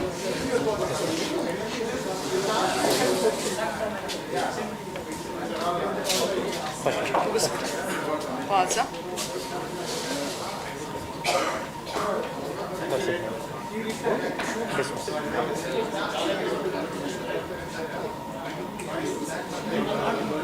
Thank you once again for coming. ಇದೊಂದು first sheet ಹಾಕಿ first ಹಾಕ್ಬಿಡಿ first ಬ್ಯಾಕ್ಗ್ರೌಂಡಲ್ಲಿ ಅದು share ಬೆಳಗ್ಗೆಯಿಂದ ಬರ್ತಾ ಇದ್ದಾರೆ photo ಹಾಕ್ಬಿಟ್ಬಿಡಿ Imtiyaz ನಿಮ್ಮನ್ನು ಇದು ಮಾಡೋದು connect okay ಸರಿ ಹೋಯ್ತಾ ಅದು ಫಸ್ಟ್ ಒಂದು ಸ್ಲೈಡ್ ಶೋ ಹಾಕ್ಬಿಡಿ ಅಷ್ಟೇ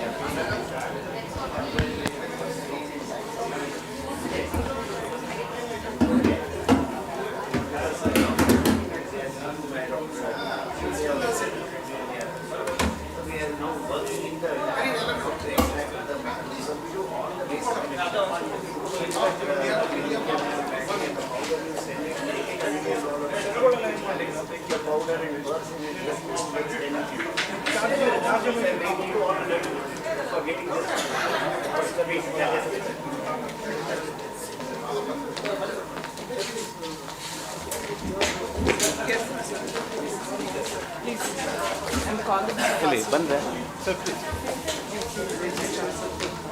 ಇದು ಕ್ಲೋಸ್ ಮಾಡಿ